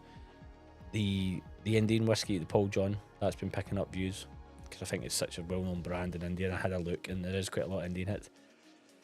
But on the for me or no for me, I had this weird hit with Johnny Walker one day where I got 1,000 views like in a day, but nobody would watch over 50 seconds, a minute of the video. And I don't want that because it's views, but it's no views. I'd rather 50 people watch the video from start to finish than 1,000 people watch it for like 20%. It skews the metrics. And I think you see it on Instagram, and you see it with some YouTube channels, but you see it a lot on Instagram where people have a hell of a lot of followers but zero engagement, or they have a fuck ton of followers, 10, 20, 100,000 followers, and then they get like 400 likes and they get like 8 comments. I'm not saying a lot of those followers might not exist or whatever, but it's just intriguing. So I'd rather I'm really enjoying the community. I love coming on here and doing this, and I love everybody that watches and catch up and who joins the chat or leaves comments or sends me messages and that. I'd rather this than have something big and massive that it's just empty. And I think you see that. There's a bit of that. I look at what Roy's done with the V-Pub and the community that's built, and that's phenomenal. Ralphie has it with his community. Vin has it with his community. Jeff Whiskey has it with his. And there's overlap amongst it, but there's also enough differentiation that everybody has their own style and their own way of doing it, and that's what I enjoy. No one's cutting anyone's grass, so to speak, and no one's competitive in any way in that respect. It's funny though, like with I mentioned the Ardbeg stuff before, and I went to the Tom and Tool. I got invited to the Tom and Tool dinner, and that was the one and only thing I've been invited to. And I don't know if I've scared them off with my ethics statement or whatever, the majority of people, but it is funny to see how different people approach different things, or how different people approach the same thing in this space. And you guys will know it from watching the content. So that's why it's like I'm challenging myself this year to do stuff out my comfort zone. So the March Dram Madness is 100% out my comfort zone. It's a big commitment. It's a big demand. But I'm learning from it. So that's good. It's onward and upward.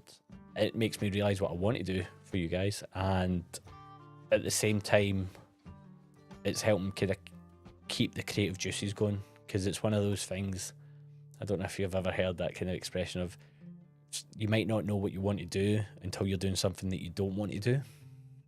If that makes sense. A friend of mine was talking about quitting his job. He's in a really well-paid job, but he hates it. Just hated it. And I was like, fine, but why don't you go and... I was like, what would you want to do? And he's like, oh, I'd love to go and I was like, make beer at like a micro. Yeah, I love that. And I said, well, why don't you volunteer 2 days a week? Get your 2 days off. And I guarantee you, you don't know what you want to do away from your main job, but as you're shoveling the mash into a wheelbarrow and you're doing that, you'll very quickly discover what you want to do rather than that. Needless to say, he never did it. Thank God. He kept his job and he's carrying on with life. But I think the side note of that is making content sometimes can be a slog if you're doing it, and then when it feels like a slog, then you're like, why am I making this content? And I think I'm feeling it a wee bit with the March Dram madness, but I'm on a mission, so I'm going to do it. I'm going to complete it. Just going through the comments where we're at. I don't know if I did. Tommy, good night. Early morning with the kids tomorrow. Good luck to you. Good luck. Danny, welcome. Thanks for joining.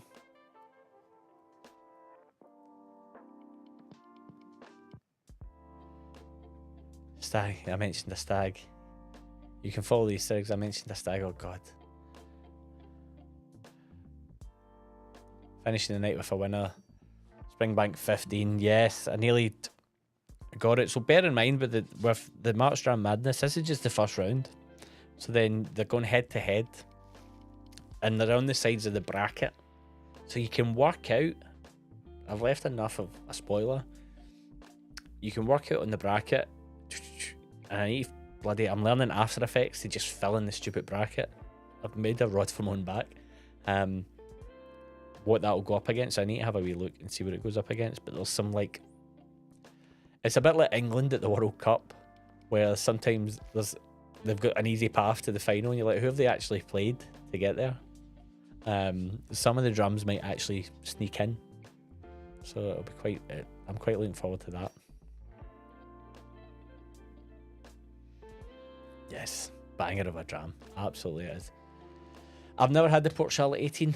Nope. I would say I've had the normal Port Charlotte, and then I've had the, I don't know if it's like an organic, it's some like ends, it's the lettery one, if that makes sense, letters and numbers.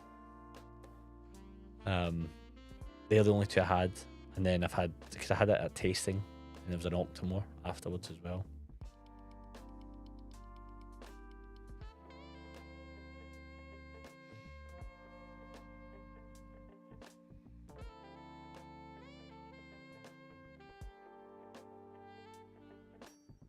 I've never seen a spring. I think it seems fair. If I get the coffee and I'll post first.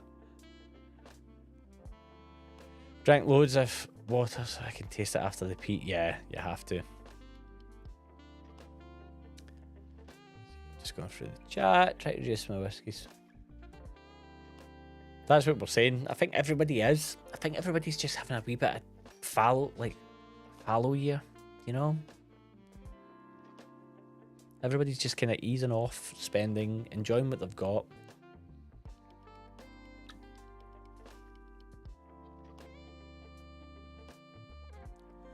I think that was it.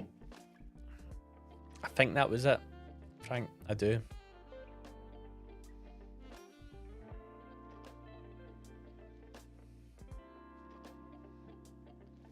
It wasn't the Rock Nadal, sadly. It was it's just like in the traditional label. It's got the yellow writing. I could probably go. My phone's over there. I just looked it up on my phone, but one closed bottle for 2000. No, that Springback. It's on. It is right there. I think that's it. Yes, it is. That's it there on the shelf. And weirdly, I've got like a shelf of Springbank there. Well, Springbank Distillery bottlings, and I've got an 18 sitting back there as well that's just been sat, and I was like, did I put that into the malt madness? And I just thought, no, not at all. Absolutely, mate. Absolutely. Come on. You might be half, but I'm full, Scott. Got a reputation to uphold here.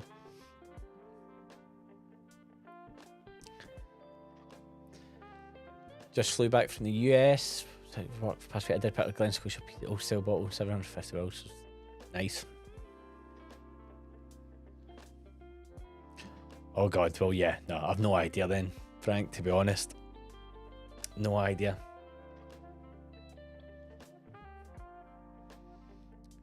It was good, whatever one it was. I'm a fan of Port Charlotte, but I think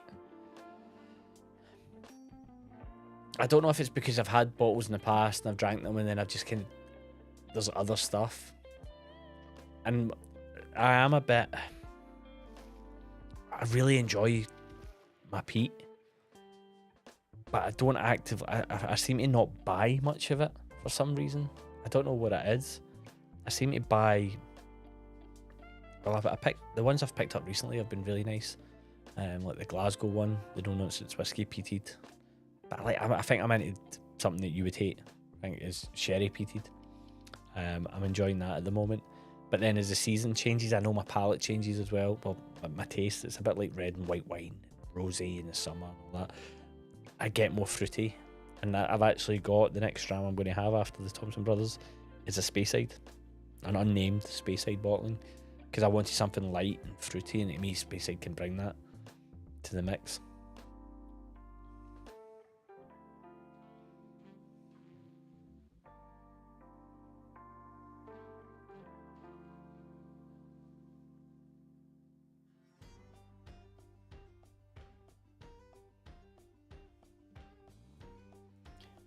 That's insane.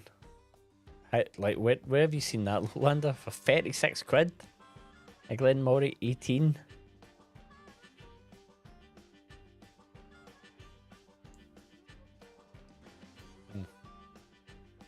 Glenmorangie, sorry. I'm getting tired. Glenmorangie 18.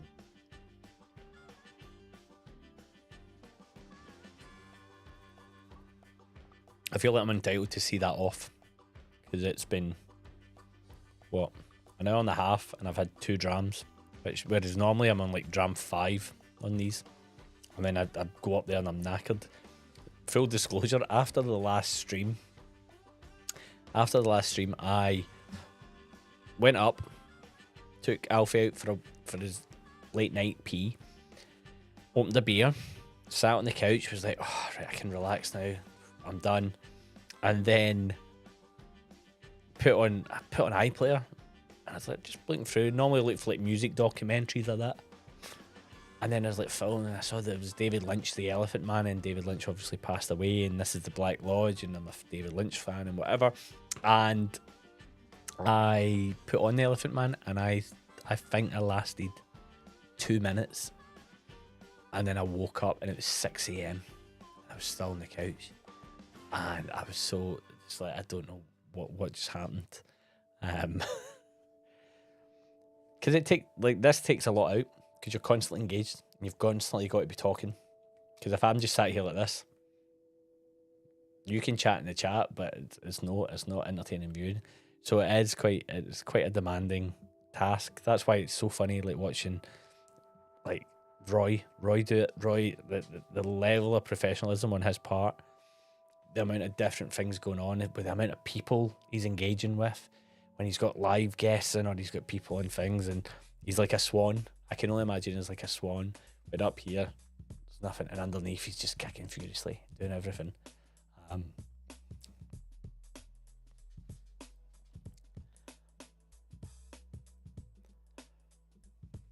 The Port Charlotte is called the cask. Let me find that. Cask explanation says, so the OLC's Oloroso cask CC was cognac cask. Right, got ye. Okay, that makes more sense now. I do wonder. I'm terrible. I feel like my attention span sometimes goes to a certain point, and then I just assume, okay, that's some weird code. Like the Ardnamurchan Merkin code. It gave up right away.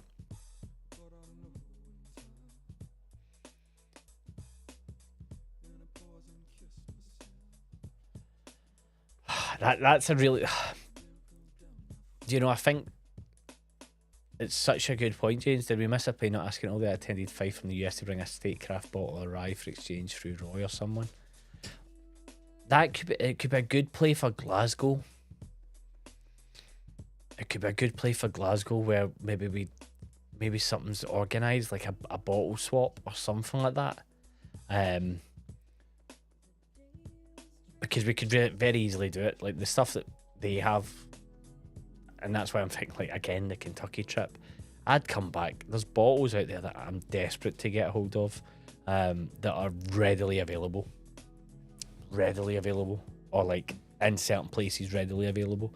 Like the Little Book. They brought out that Little Book special edition and the reviews have been amazing and I want it.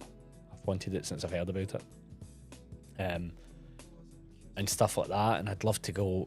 That's probably part of my thinking of if I go out there, I could bring back some bottles for people, and I could do this, and I could do that, and I could eat some mental food.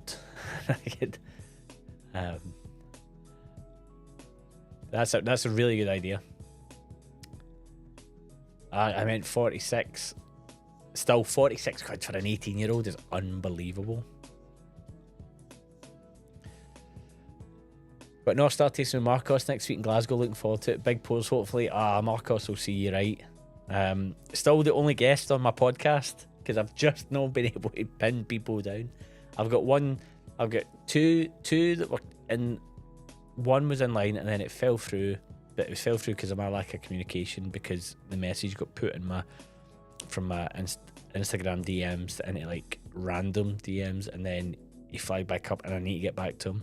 And that's with, spoiler alert, that's with Joel from Milroy's in London. Because I think that would be a fascinating chat to have with him.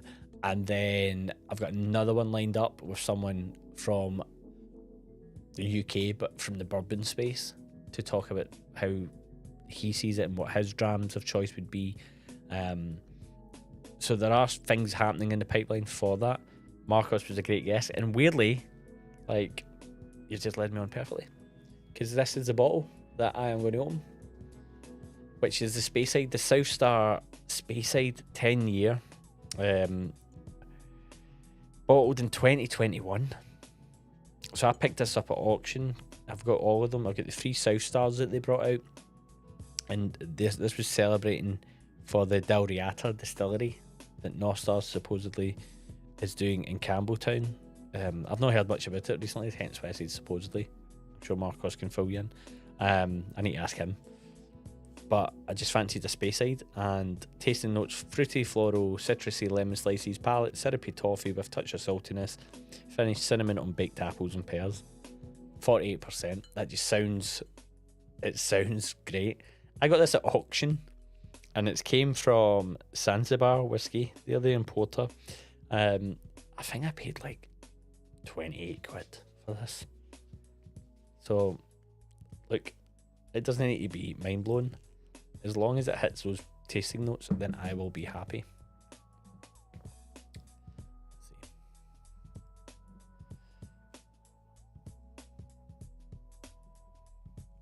You kind of have to, don't you? Even just for the box. Like, you can see, I've got... Let me get my hands right. There's one of the box from last year. The yellow and black. The only thing that still comes in a box, bar the 30, 21, 30, and local barley are the only ones that still come with packaging. Could be wrong, but I'm pretty sure. Mad. I'm pretty sure when I first got my Long Road Red, it was in a box.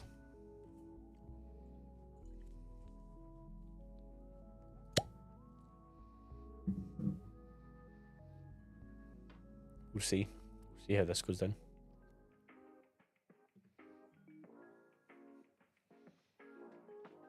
Oh, come on, Danny McAllen, Travel Retail. Surely it's great.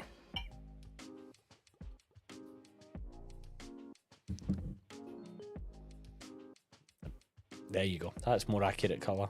Very, very pale. Very pale. Have a wee look.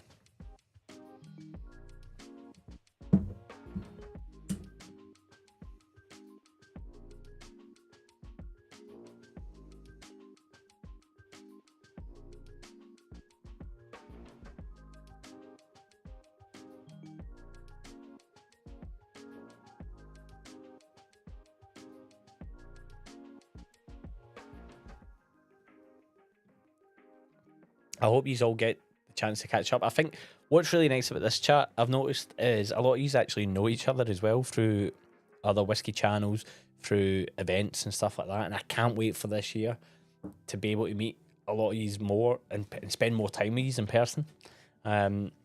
Frank, the first time I met Frank Peathead, I'm not going to lie, it was in the Bon Accord, and this man, this shadow cast across me is this, what I remember, I was maybe a few drams deep. This large man, tall man, stood in front of me and went, David, and I'm like, oh my God, whose dad is this? Because it's been a while since I've been in Glasgow, let's put it that way. Like, oh my God. And then he introduced himself, and it's so great to meet you all, to be honest. Especially it's funny. It's a funny relationship because you guys see me and I don't see you. So the comments and the support and all that, I really appreciate it. It's always great. So I'm really looking forward to this year, getting the chance to see you. That's why I was gutted about Edinburgh next week. It's just not possible. But if anyone's at Croydon, I should be at Croydon next week. I don't know which session yet. So if you've been to Croydon, should I do, it's 2 sessions. Should I do the early session, the late session? I'm kind of thinking the late session, because then maybe go to the pub, but then could maybe go to the pub after the first session. Don't know.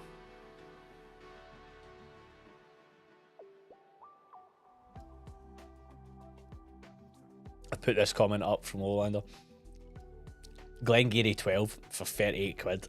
All day. All day. No spoilers because it's in the bracket, but Glengarry 12 features in the March Dram Madness. How could it not? Glengarry features twice, actually.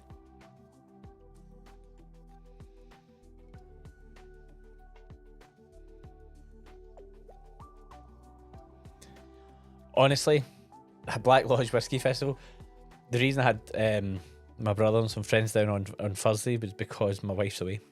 And I was like, I've got an opportunity to have people walk through. It's just the wee man, the dog.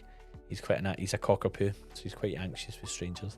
But absolutely, I remember the first time one of my friends came here, and he's into his whiskey, and he was like, "You should put this on like some sort of ticket site and get people to sign it, or get a QR code and people pay you for drams, because there's a lot.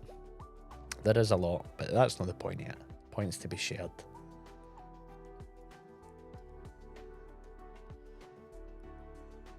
How many Thompson brothers have I got in the Black Lodge? I'm going to move my head.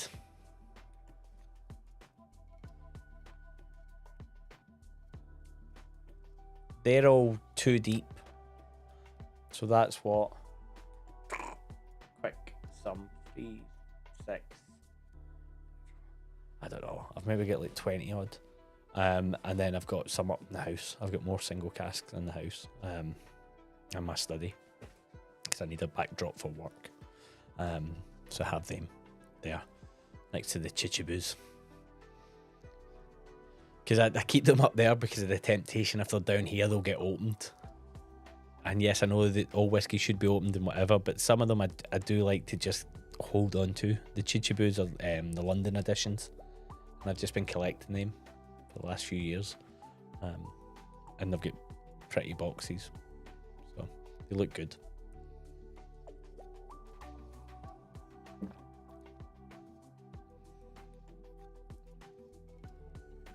What needs to happen is you guys need to get yourself to the London Whiskey Show, which is in October this year, first weekend of October, and we can definitely get something sorted for that. Absolutely. That's the big highlight of my year. I'm actually away just before it. So I was looking, that's the irony is, my wife thinks it's a ploy, and it's not, and then it's going to look like a ploy because after I've booked as a holiday, it now looks like I've done it for ulterior motives, but I've not. So we've got Kentucky Whiskey Festival is the start of September. I'm going on holiday late-ish September, and then I'm back a couple of days before the whiskey show.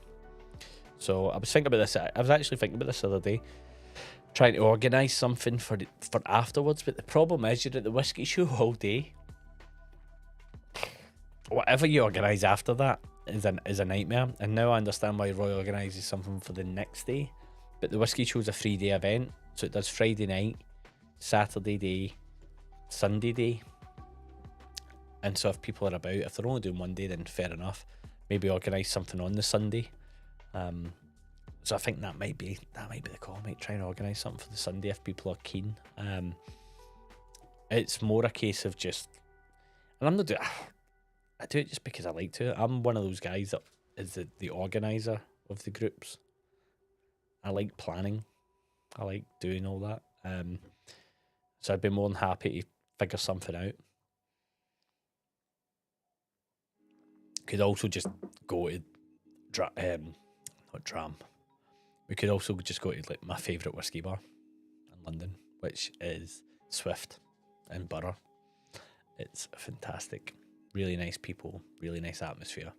Really cool.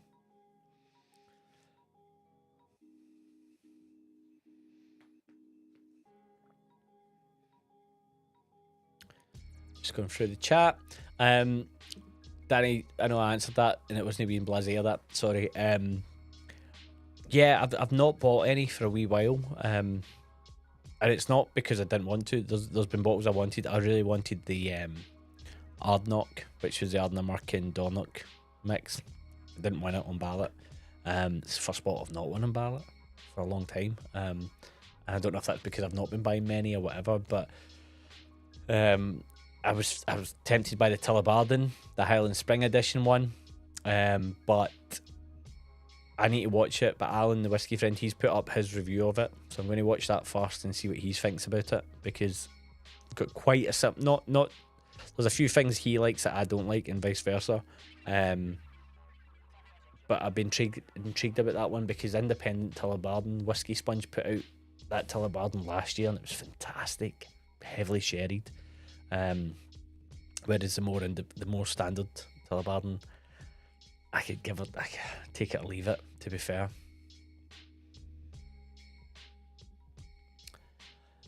It is intense. It is so intense. Lowlander, you're absolutely right. And it's one of those ones that year on year you get better at because you learn from your mistakes.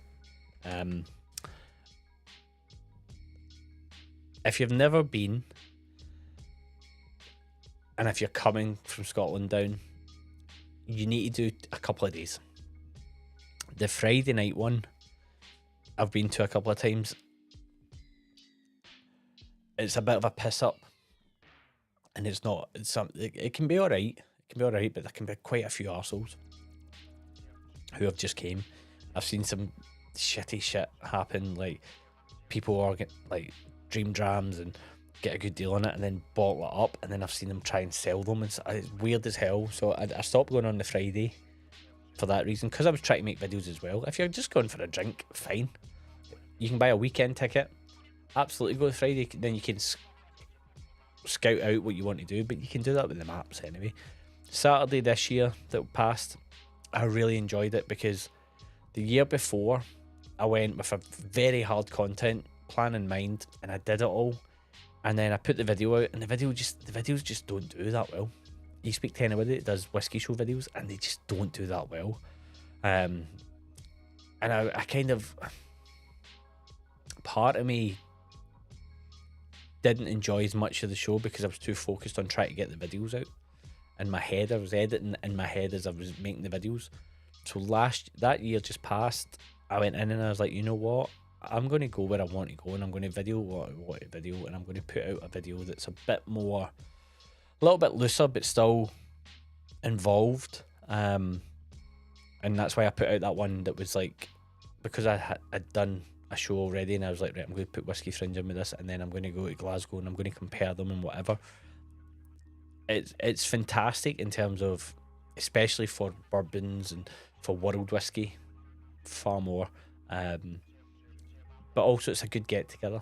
I get to see people in Scotch whiskey that I know well through tastings and that, like the Ardnamurk guys, like Graham up there, and there's just other people. Like there's a guy at Michter's that I now know through the London Whiskey Show, because I've spoken to him the last couple of years, and he's like, you went? Because the first year he was the one that taught me that it wasn't Louisville, it was Louisville.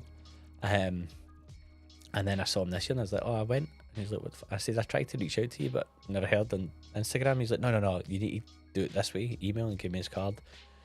And you just meet some weird and wonderful people at it. Like, I've met the master distiller of Jack Daniels and Four Roses in consecutive years. Just sitting there, nobody talking to them, nobody at the stand. And I'm like, this is weird as hell. I tried all the Middletons just through chat. And then the best thing about the Dream Drams, so if you ever see me out and about at these shows or that, definitely come up. I get stickers and all that made with the logo. And I get shinies, like football shinies. And I discovered after 1 year that I'd lost my Dream Dram token and I was gutted. And I was a few drams in, so I had the confidence of a few drams. And I said, well, excuse me, can I try that for a shiny? And I offered them my sticker. And it worked. And so those stickers, everybody loves a shiny. So if you're ever going, take some shiny stickers.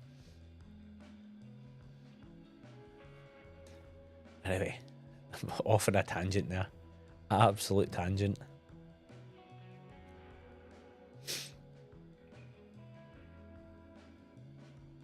Best celebration I've had is that recent North Star release. Yeah, was that was the one that it's got Marco, like, I need to word this right. Marcos's grand tasting note. He's dedicated, like, I'm sure that was like the one he was involved with. I've tried that, it was very good as well. But that's what I mean. There is quality there. It's just you've got to extract it.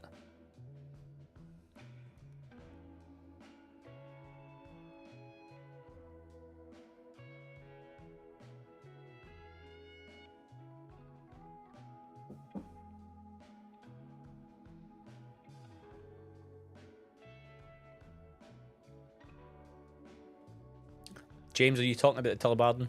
I'm just catching up in the chat. We've got a bit of there's a slight delay from my live stream to the chat, so just in case people are wondering why it's taking me a wee while to respond. Got to have a sticker, loads of in Vegas. That's like, honestly, I've got one. There's a Drinks Whiskey in the I'm going to butcher this, so I'm just going to say the Dortmund Stadium.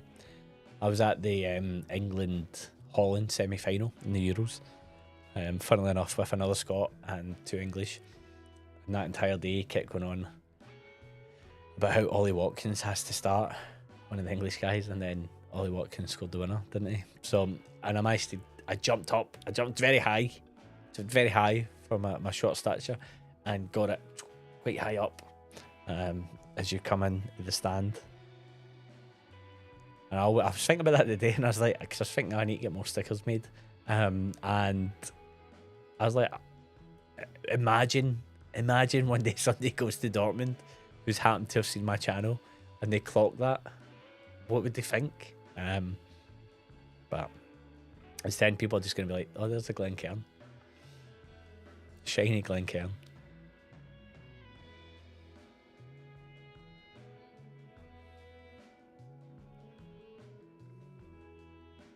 Yep, talking about the Tullabarden, yeah, that's the one.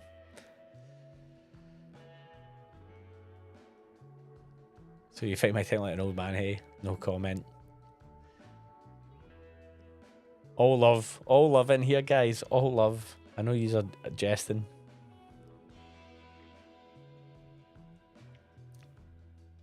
So we're coming up to we're halfway point of the first round of March Dram Madness.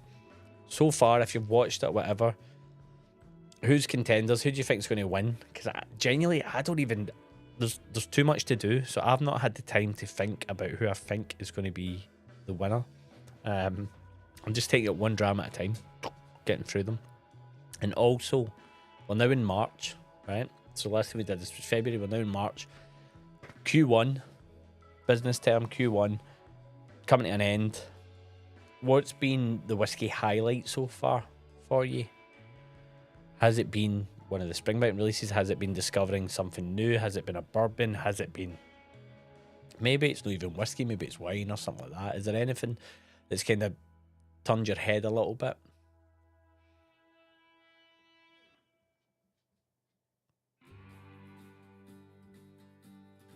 Stag, I think you're a cherry fan. Stag, like, I really like Stag. Stag's fantastic. It's got a good chance. I don't know if there's enough left in the bottle, to be fair, to make it to final, because I was thinking about this today. There is sitting some, it's actually just there. And I looked at it and I was like, oh my god, I'm going to have to be careful with the pours, because I poured some on Thursday night for my brother. He's a big bourbon guy. He has this visceral reaction to malt. It's so funny. I did a blind tasting with him, and it was malt, bourbon, and then another bourbon and malt. And every time he would take the malt, he sneezes. Any malt, he sneezes and coughs, and then he has bourbon and he just drinks it.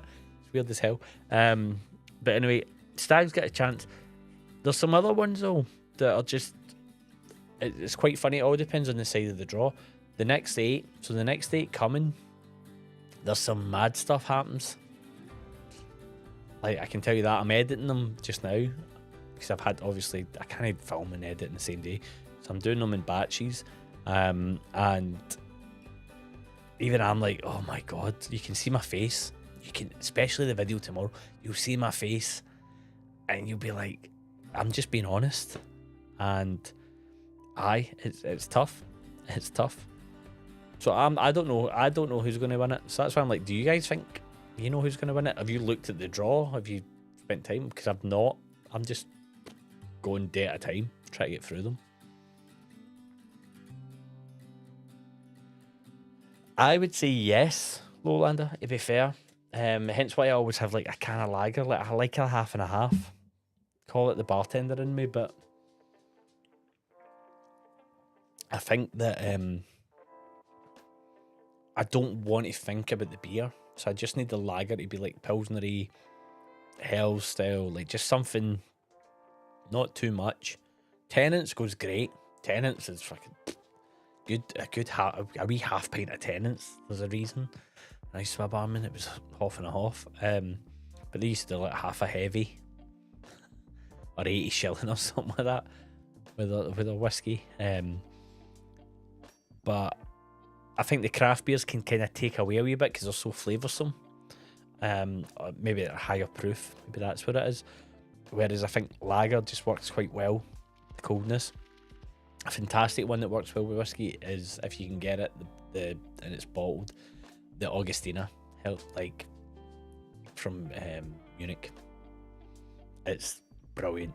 It's absolutely brilliant. And actually, last week, I was in the whiskey exchange looking to see if they had anything, and they had that in the fridge, so I just bought that instead. That is left field, mate. To be fair, a James Eady Glenord, 46%, but this is what I mean. Like we tonight, that's why I've went kind of lowish proof. I think sometimes we dismiss stuff off 46% off for Glenord, but that's what Singleton's made up of, isn't it? I've been drinking. I've got Singleton 12 that I got as a gift set, and I know it's nowhere near the same quality of what you're talking about. But it's fine. It's nice. It does the job. It's not spectacular. It's not going to blow my mind, but I bet you that's tasty. I have no idea what this Speyside is. Marcos, if you watch this on catch up, can you send me a DM on Instagram or something and tell me? Or maybe I'll just DM you. I'm really intrigued. It's lovely. That went down really easy. Really easy. 10 years old. Can't be wrong with that. Perfect. Well, we're coming into the last 15 minutes or so. We're going for a wee bourbon. Got this for 20 quid out the bottle shop across the road. Imagine if that was true. That actually happened to a mate of mine who got a Hibiki.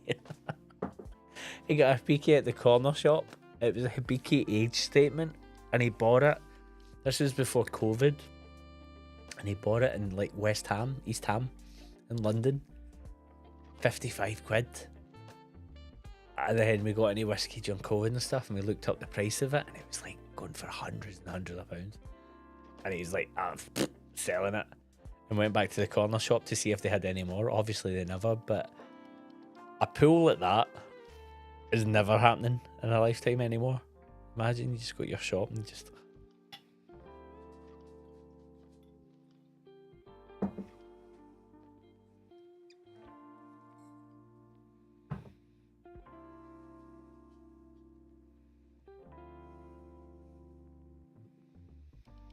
This might seem...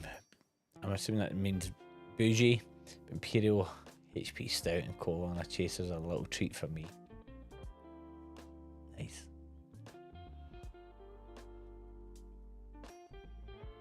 Offer them a lot and they're a bit rich.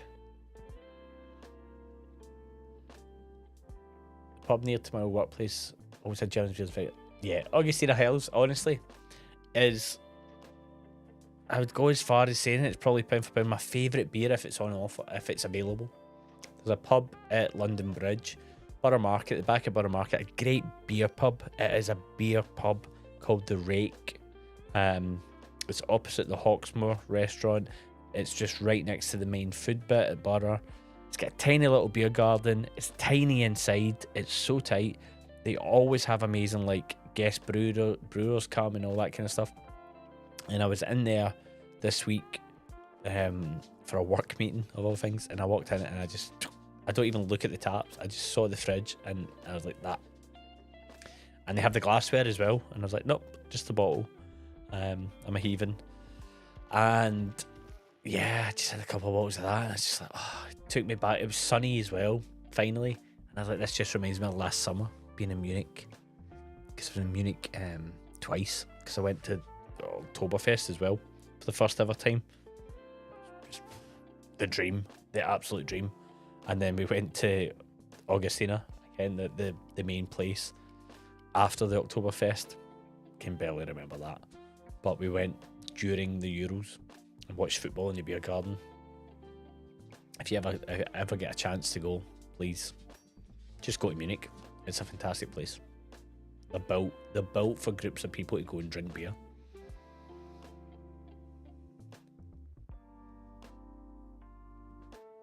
It was always fun on the river pubs. Sorry, I've got a very needy dog now between my legs. Fine, buddy, your bed's there. Your bed is right there.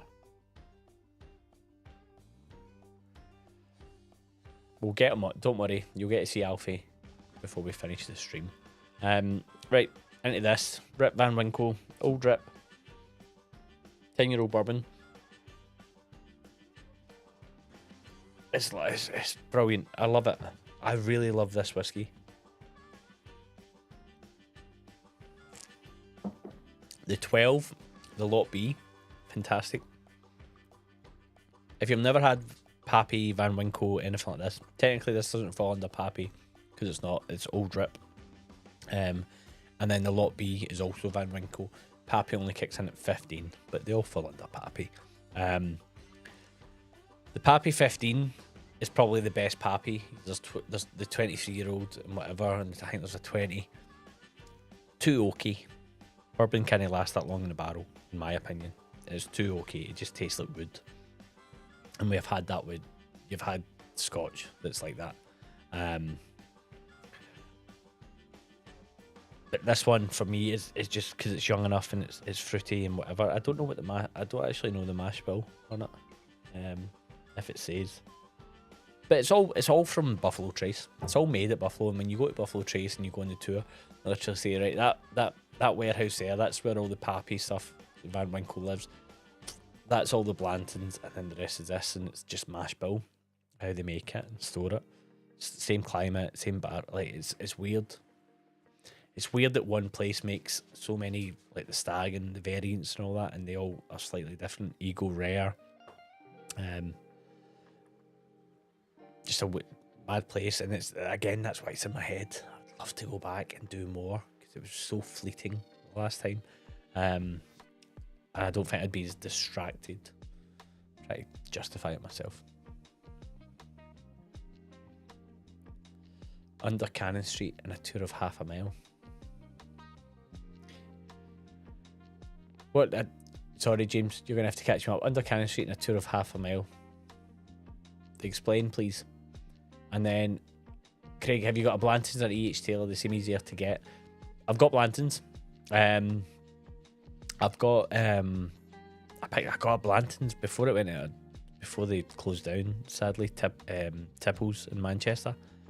I think I paid like 55, 60 quid for it. I couldn't believe they were selling them. I was like, fuck. So I've got a bottle of that not owned. The first bottle of actual whiskey I was bought in London as a gift was a bottle of Blanton's, and I still have it. There's still some in it. It's probably oxidised the fuck now, but still some in it. So I have a soft spot for Blanton's, but I don't actively seek Blanton's out. And you get Blanton's straight from the barrel, and you get Blanton's gold label. And it was funny because over there, I think it's getting a little bit easier to get. But over there, we went in the bottling place. If you've watched the video, but I've watched the people who write on the label and put the plug in. I watched them do it, and I was like, this is weird as hell. But this is still like a manual thing because it's a lot of work. It's a lot of work.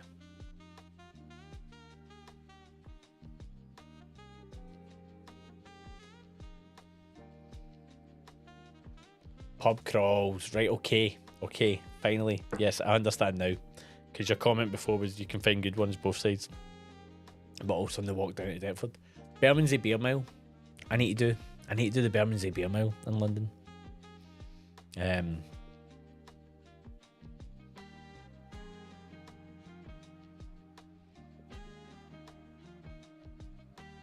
It's mad how your palate on a different day, different place, picks out different things depending on what you're drinking and how you're feeling and whatever. It's lovely. Then Lowlander, you'll enjoy this. Do you recognise that?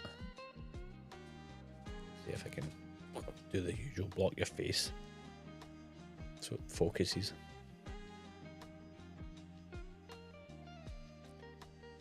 It's a pub I send everybody to if they go to Edinburgh. One of two pubs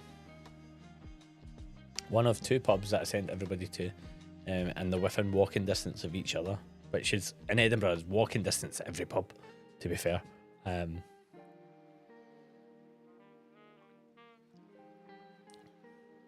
But I'm not huge on the Edinburgh pub scene, so I do it based on my own knowledge of when I've been recently in the last few years. Where do I enjoy?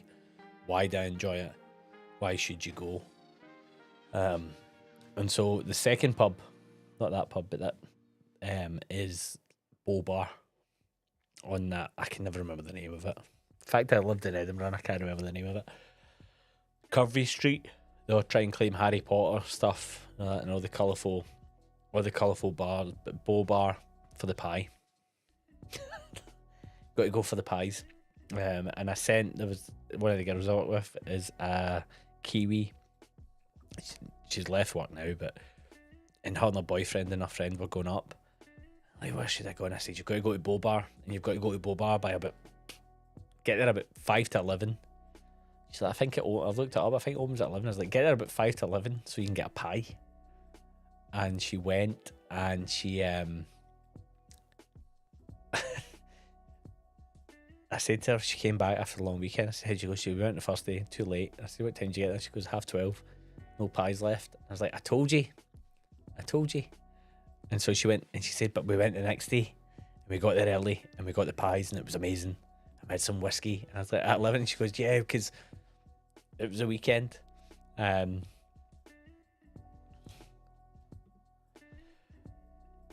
got 5% battery watching the TV, so still here in spirit. Craig, don't worry about it. Appreciate it.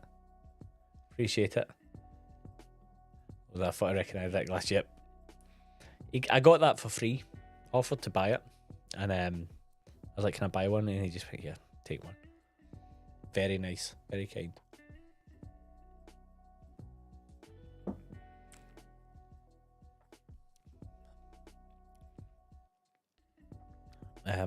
But yeah, Bow Bar and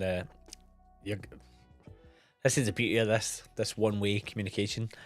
I always feel awkward trying to pronounce this because I feel like it's Coburn, you know, It's the Coburn conundrum. Is it Coburn or is it Cockburn? Well, it's Coburn, but it's Cockburn. So it's the Ensign Yurt, and I know that's not how you pronounce it. I'm sure that's not how you pronounce it. But that's how it looks. And I'm a West Coaster, so forgive me, please. My dad ran a restaurant just up from the Bank of England, a 9 to 5 school dinner style. How was that? How did that go down? Love that. Like, was it like a tray and just miserable people slopping it on the plate, or was it like a nice experience? The Bow Bar's another good bar. The Jolly Judge round the corner from the Ensign Yurt is good too. So, Jolly Judge you're saying round the corner though, so Ensign's on the right. You can't really go round the corner, can you? Or can you? Is there a wee alleyway? Or are you talking about where the church is? You go round that way? That's good to know. Thank God. I'll need to ask one of my mates. He's a... I don't know. I'm going to be polite. He's from Edinburgh. And I'll ask him as well and see if he can figure it out. He used to work at a pub across from North British. It's funny when you learn what's like on your doorstep, and it's just blind. Like Strathclyde Distillery for me was the one growing up. That was just the whiskey bond. I used to smell the mash, and when I was at football training, and you just be like, that's the whiskey bond. And only now, like years later, you realise, and you're like, oh my God. And I've got a bottle that was made pretty much at the same time my youngest brother was born, and I'm like, that's mad because of water and the air and all that. That was when you were kicking about, and it was just there.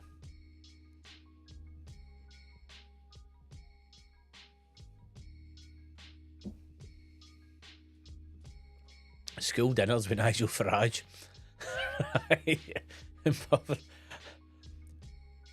It writes its own jokes. You know what I mean? Like, imagine you going to a restaurant. Anyway, God almighty. He's not far from here. He lives down the road, doesn't he? Down.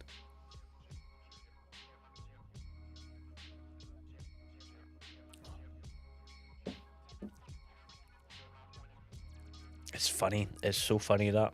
It's so funny, and I keep pulling it up because it's such a sought after, like, prestige bottle.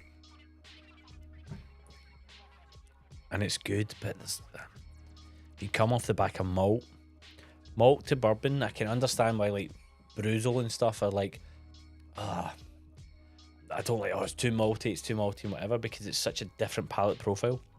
It's such a different palate profile that when you jump from a few good malts to that, I love the nose. I do love the bourbon nose though. Jolly Judge is down a few doors down from nice and get walking down towards the Holyrood, but right, got you. I love that about Edinburgh. I always like, my own theory is like, when old Rab wrote the Dr. Jekyll and Mr. Hyde, and it was set in London, and I was like, it feels like it's set in Edinburgh. Got a lot of wee narrow closes and alleyways and all that kind of stuff. And even reading like James Hogg, Confessions of a Justified Sinner, and stuff about that period of Edinburgh when it was like,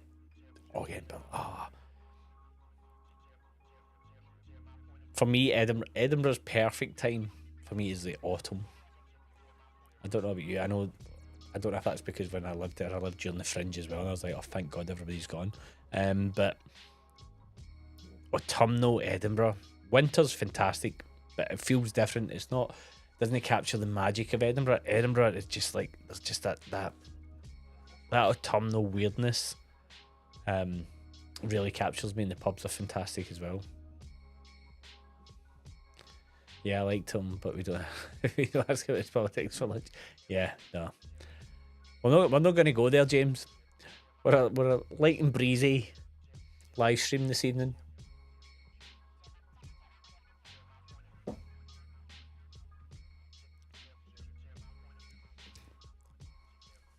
Lowlander will sort you out, Peathead. Absolutely. There's not a pub he doesn't know. And I know that only based on when we've chatted on here and comments and stuff like that. Edinburgh for me is still a very foreign place, and that's because I'm Glaswegian.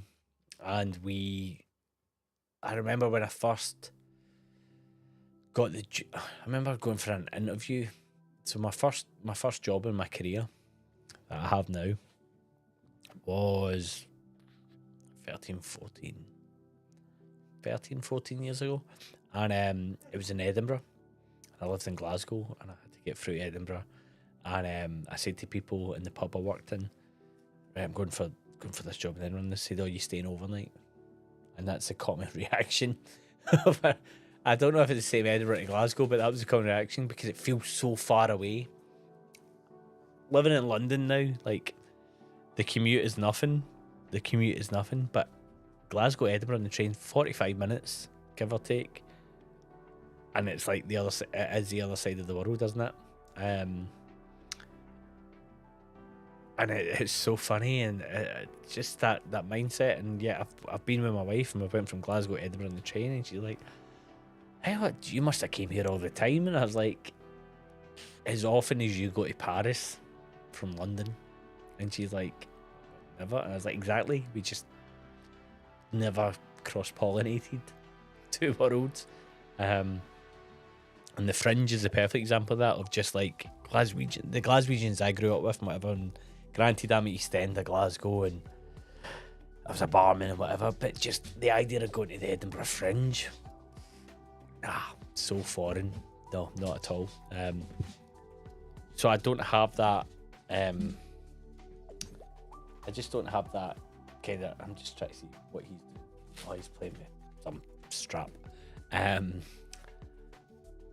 But every time I go, like, I lived in Edinburgh and then I moved to Edinburgh for work because I was like, I'm not I used to do the bus. The train was so expensive, so I used to get up and get the bus at 6. Get the bus at 6. So I'd leave the house at 5:30, get the bus at 6, get to the bus station at 8:30, straight into the office, which was just outside the bus station, thankfully. Then I had to bolt at 5:30, bang on, finish shift, get on the bus at like 5:46, and I'd be home for about 8, have something to eat, go to sleep, and then rinse, repeat. So I never really got to enjoy Edinburgh, and then I moved to Edinburgh and I lived in Edinburgh. And then I just found it so different from Glasgow, because in Glasgow I could go out, if I wanted to, I could go out any night of the week, whereas in Edinburgh I found that I could only really enjoy Friday or Saturday night, because there wasn't much else during the week. Anyway, personal history lesson over. That's not why you guys are here. See, it's never quite in Edinburgh anymore. 365 days of tourism. Yeah, it is. And I get that. And I even saw a TikTok yesterday of a girl who's came from America and she's doing stuff. And she's like, allegedly Harry Potter was written here. Allegedly J.K. Rowling has been to Edinburgh. Blah, blah. And I'm like, that would drive me insane. That would drive me insane. All the time. And I live in London. You know.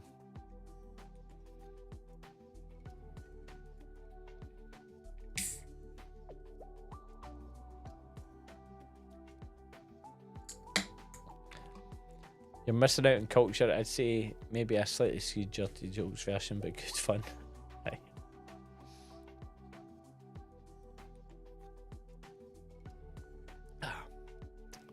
Well, guys, we're at that time of the night. I really appreciate you all for tuning in. It's always an absolute pleasure to have you here. I hope you enjoy it. I have this whole soundboard, right? And if you'll just indulge, I've just noticed I've not even pressed it. Hi there. And it's got Richard Patterson. How are you? And it's got some cowboys. Weird stuff. Like mental. But I appreciate you guys joining thanks for watching. The March Dram Madness continues till the end of March. Next week we will see. That's what I'm going to say. I don't think it's a wise idea after a whiskey show if I go next week to come in and live stream, but maybe when I go to the whiskey show and come back, I might think it is. So I may be here. But we'll see. If not, the week after, which will be, I'm trying to work out dates. 9, 7, 16, another one, 23. Yes, I should be, that week should be fine. My birthday is the weekend of the 28th of March. I'm on the road. I'm on the road to 3,000 hours on YouTube, which should be a celebration. I am a couple of videos away from 100 videos on YouTube. I was going to do something for it, but we'll worry about that in April once we get March Dram Madness out of the way. Any comments? Anybody watching on catch up? Please do comment along. People will respond. I'll respond to the comments as well. Don't feel that because you're watching on catch up you can't. I know some of you put it on and work away with it in the background, so hopefully you've enjoyed this evening's one. Very loose agenda. I enjoy it. I think the chat, I think the guys bring so much to it. So I really appreciate you guys for showing up every week for it, especially when I don't really announce if I'm doing it or not until the last minute. Fantastic. Frank, absolutely. And I can't wait. I'm so jealous that you're going to be roaming the pubs. Get yourself to the Inside New York. Get yourself a glass. If you're in there on the Saturday night and you happen to see it pop up, fucking start streaming it. Try and get me some more subscribers. But guys, I appreciate you all. Thank you so much. I'm just going to click through you all. These all get up on. Pop into Independent Joe's early Saturday morning. I don't think I don't know what Independent Joe's is, James. More details, please. But as always, thank you so much. And I don't even have a dram. This is like the first stream I've ever finished. I'm going to pour that South Star.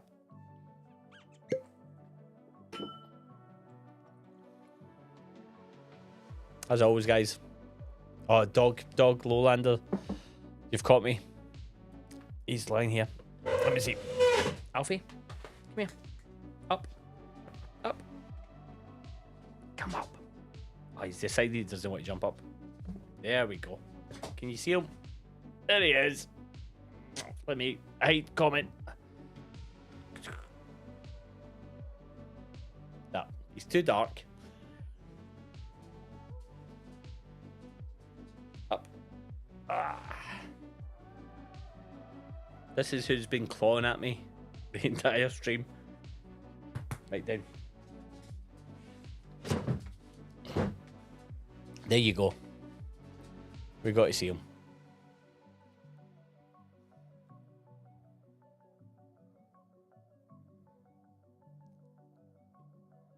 Perfect. Cheers, Craig. Delighted you're feeling better. Keep safe, mate. So, Paul, we're just finishing up, but thank you for tuning in. Hopefully you're watching catch up, or maybe you've been watching all night and just commenting now. Fraser, you're welcome. More than welcome. Cheers, guys. Last dram of the night. All the best. Keep your eyes out for March Dram Madness tomorrow because it's fucking mental. All the best. Cheers.